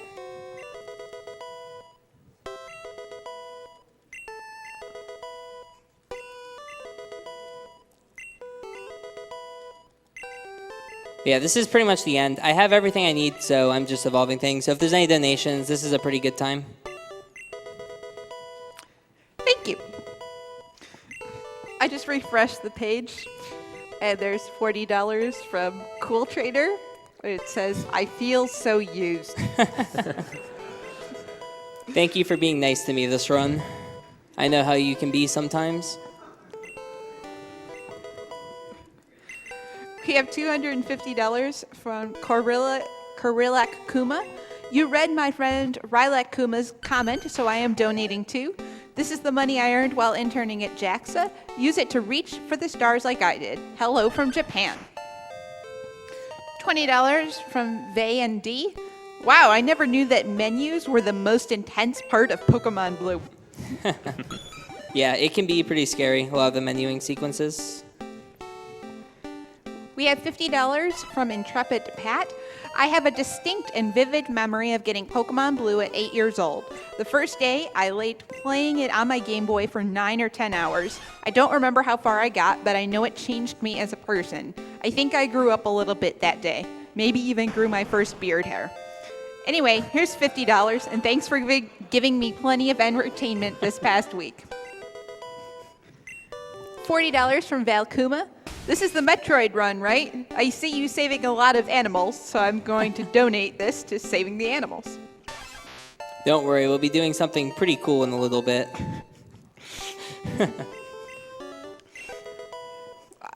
$2.55 from Poochie EXE. Let's see if I can underflow the donation tracker with 255 pennies. I can appreciate that. $30 from Mr. Gregor. I've been playing Pokemon non-stop since Blue came out, but I'm still losing my mind right now. Thanks, guys. P.S. Gen 3 is best. I can agree with that. I like Gen 3 a lot. Boo. Oh, you run it. You have an excuse. Wait, yes. I thought I did something wrong for a second. $50 from the Stream Friends. John Cena is cool and all, but shoutouts to the true WWE champ, Brock Lesnar.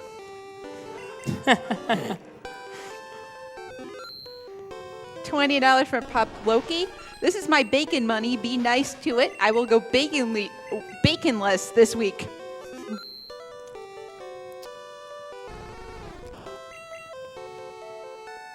Okay, I think that's everything. Just a fun fact real quick. As you saw, the Vulpix was level 0, but by withdrawing it, he actually just gained a random level. So now he has a level 1 Vulpix. Yeah, it's an interesting mechanic of the level 0 Pokemon in the PC box. Anyway, I kind of want to take this time as I finish to shout out the Catch 'em All community. So shout outs to Worcester, obviously, for the very first run and for inspiring me to run the category. Shout outs to Extra Tricky for doing the first runs with Underflow. Big inspiration, especially with this run itself. Shout outs to the whole Catch 'em All crew. So Javi, an old runner who really pushed me to grind the game. And if it wasn't for him, this category would probably still be above 4 hours. My first run personally was 9 hours long. So you can see how far it's come.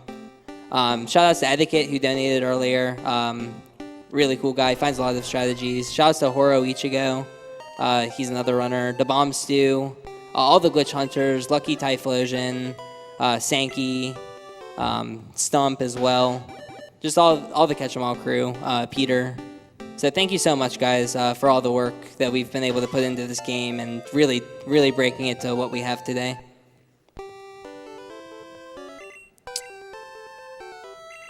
I made another mistake. I have 255 leaf stones right now. I should not have 255 leaf stones. I'm gonna do a backup strat for that.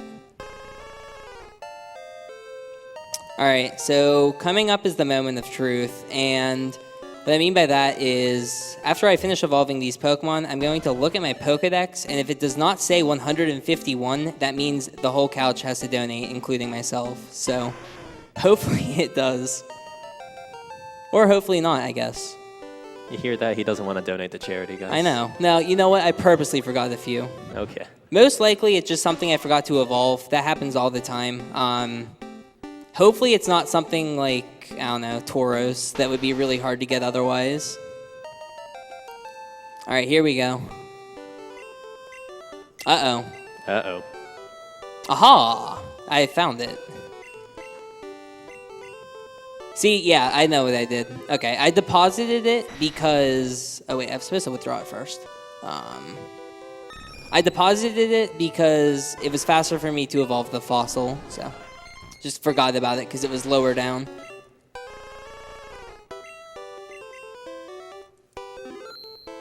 Okay. So we're going to walk over here because we still have to fight the Elite Four. Luckily, Pidgeot's pretty strong, so we should be able to get through it pretty easily. Just got to give it 4 candies because Pidgeot obviously will deal a lot better with the Elite Four. Okay, so that should be 151 Pokemon. And the timing for this ends when we get to the credit sequence in the Hall of Fame. So we have to obviously go through the Elite Four for that, right?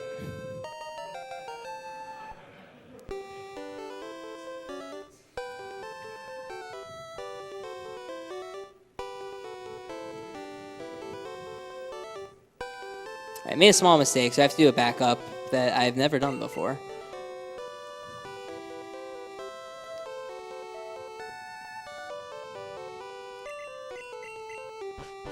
All right, we're in the Hall of Fame.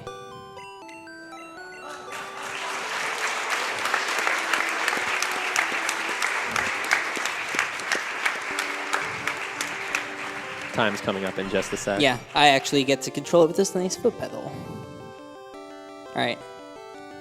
So time is when Oak rates the Pokedex and says I have 151 Pokemon. So right there. And when the credits begin. So that's Nice it. run. What was the final time on that? 158.56. Wow. Nice Sub job. 2, that's crazy. Especially for a marathon run. That's Yeah. a ridiculously good time for a marathon. There really wasn't much that went wrong. Yeah. There Just a was- couple of trolley encounters, and that's about it. Yeah, pretty much Zubat was the big one. But other than that, it was pretty clean. A couple of little mistakes here and there, but with this kind of category, that's always going to be happening. Yeah, don't forget the non-Pidgey strats. Yeah. All right. Thank you guys so much for watching. This was a lot of fun.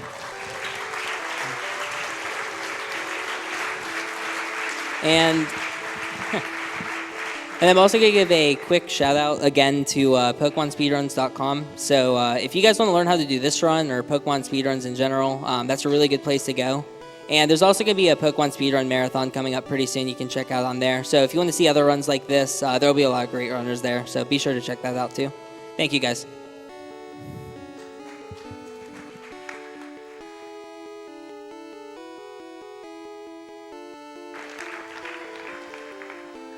Awesome run by Shenanagans, but he's not going very far because next we have a blindfolded Pokemon Blue run. So make sure you stay tuned for that. We have a few donations here to read. $10 from Pokemon Blue. Send help. I can't feel my memory addresses. We've got $50 from Talbatross. Gotta glitch 'em all. Speedrun man. $30 from Jumanji Pandasaur. I'm sadly not going to be able to join in on the stream to watch the Chrono Trigger run, but I want to be able to hear some singing when I watch it off of YouTube. $20 from Mugutu. Hey Shenanagans and crew, great 151 run. Amazing to see how far it's come since AGDQ. We saved too many animals this run, so $20 to murdering a few on Zeps. Or Zeeps.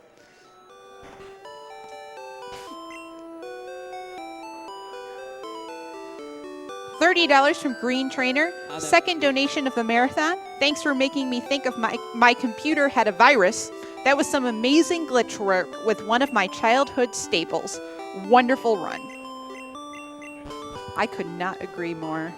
That was crazy to watch. And reading all of your comments, there were a lot that came through I couldn't read. But thank you so much for all of your donations.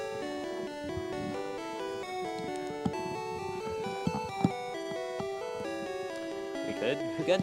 All right. So I just kind of wanted to show off one little cool thing. We actually found this just a couple of days ago.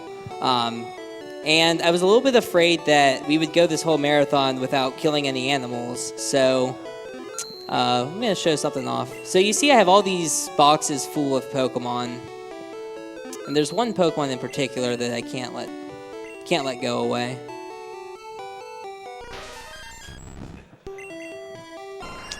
All right.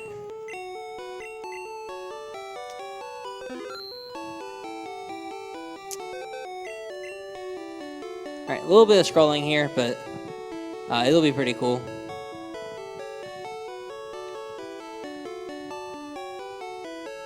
So again, we have to scroll through the 50 boxes of the PC, which is a little bit slow, but nothing too bad. Should be almost there now.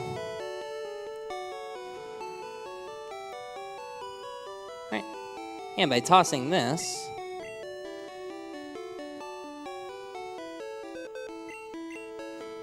whoops,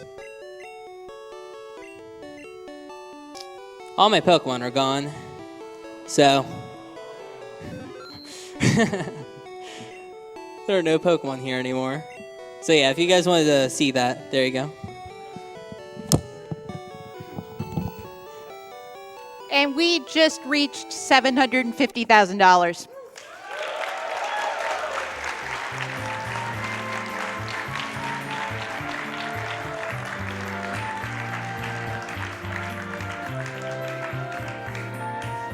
I was frantically refreshing, so I hopefully could say that at the end of the run. So I'm very happy we got there. And there's still so much marathon left to go. There's Chrono Trigger, there's the Super Mario 64 race. It's going to be an insane last day, and I hope you stay tuned with us for that.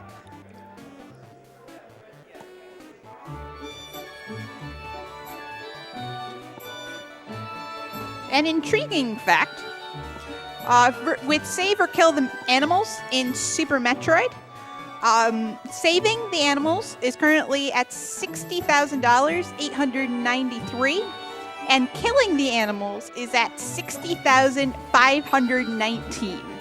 So there's around $400 separating the two categories. So if that's your thing, you can always donate to that. We are Summer Games Done Quick 2015, raising money for Doctors Without Borders or Médecins Sans Frontières. We are currently setting up for the blindfold run of Pokemon Blue. $5 from Anonymous. Congratulations on collecting all 151 Pokemon. 151 disease, disabled, and mutant Pokemon stuffed in boxes that may cause their conditions to worsen. But your rival certainly can't say he has 151 Pokemon.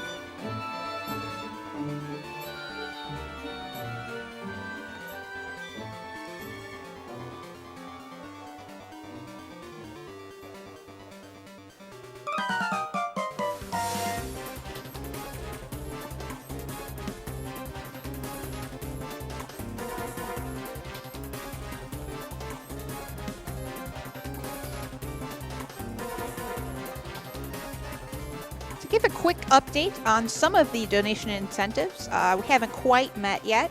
We do have Minecraft All Achievements open.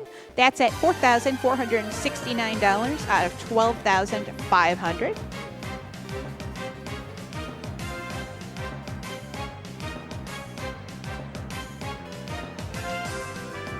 We have Singato's song for Chrono Trigger. No guarantees it will be in tune, but I'm sure it will be a good time. That's at $11,048 out of $12,500. And we also have the Wonder Shot from Lavos. If you remember at AGDQ 2014, the Wonder Shot happened, the 1 million was announced, and maybe we can make it happen again this year with this rate. I mean, Pokemon Blue itself raised $36,000, so you never know. That's currently at $3,673 out of $17,777. So there are some things you can put your money towards. You can check all that out at our donation tracker at gamesdonequick.com. You can also donate there, watch the stream, watch the Twitch chat. And I have been periodically checking into Twitch chat, so I'm watching you. You have been warned. We've got $50 from Glentendo. Thank you to all the runners for playing and destroying the games of my childhood. And $50 from Tim Johnson. Shenanagans, that was quite a pleasure to watch. Great job, and thank you to you and everyone else who has made SGDQ 2015 an amazing event. We just broke $750,000. Now let's go for 1 million.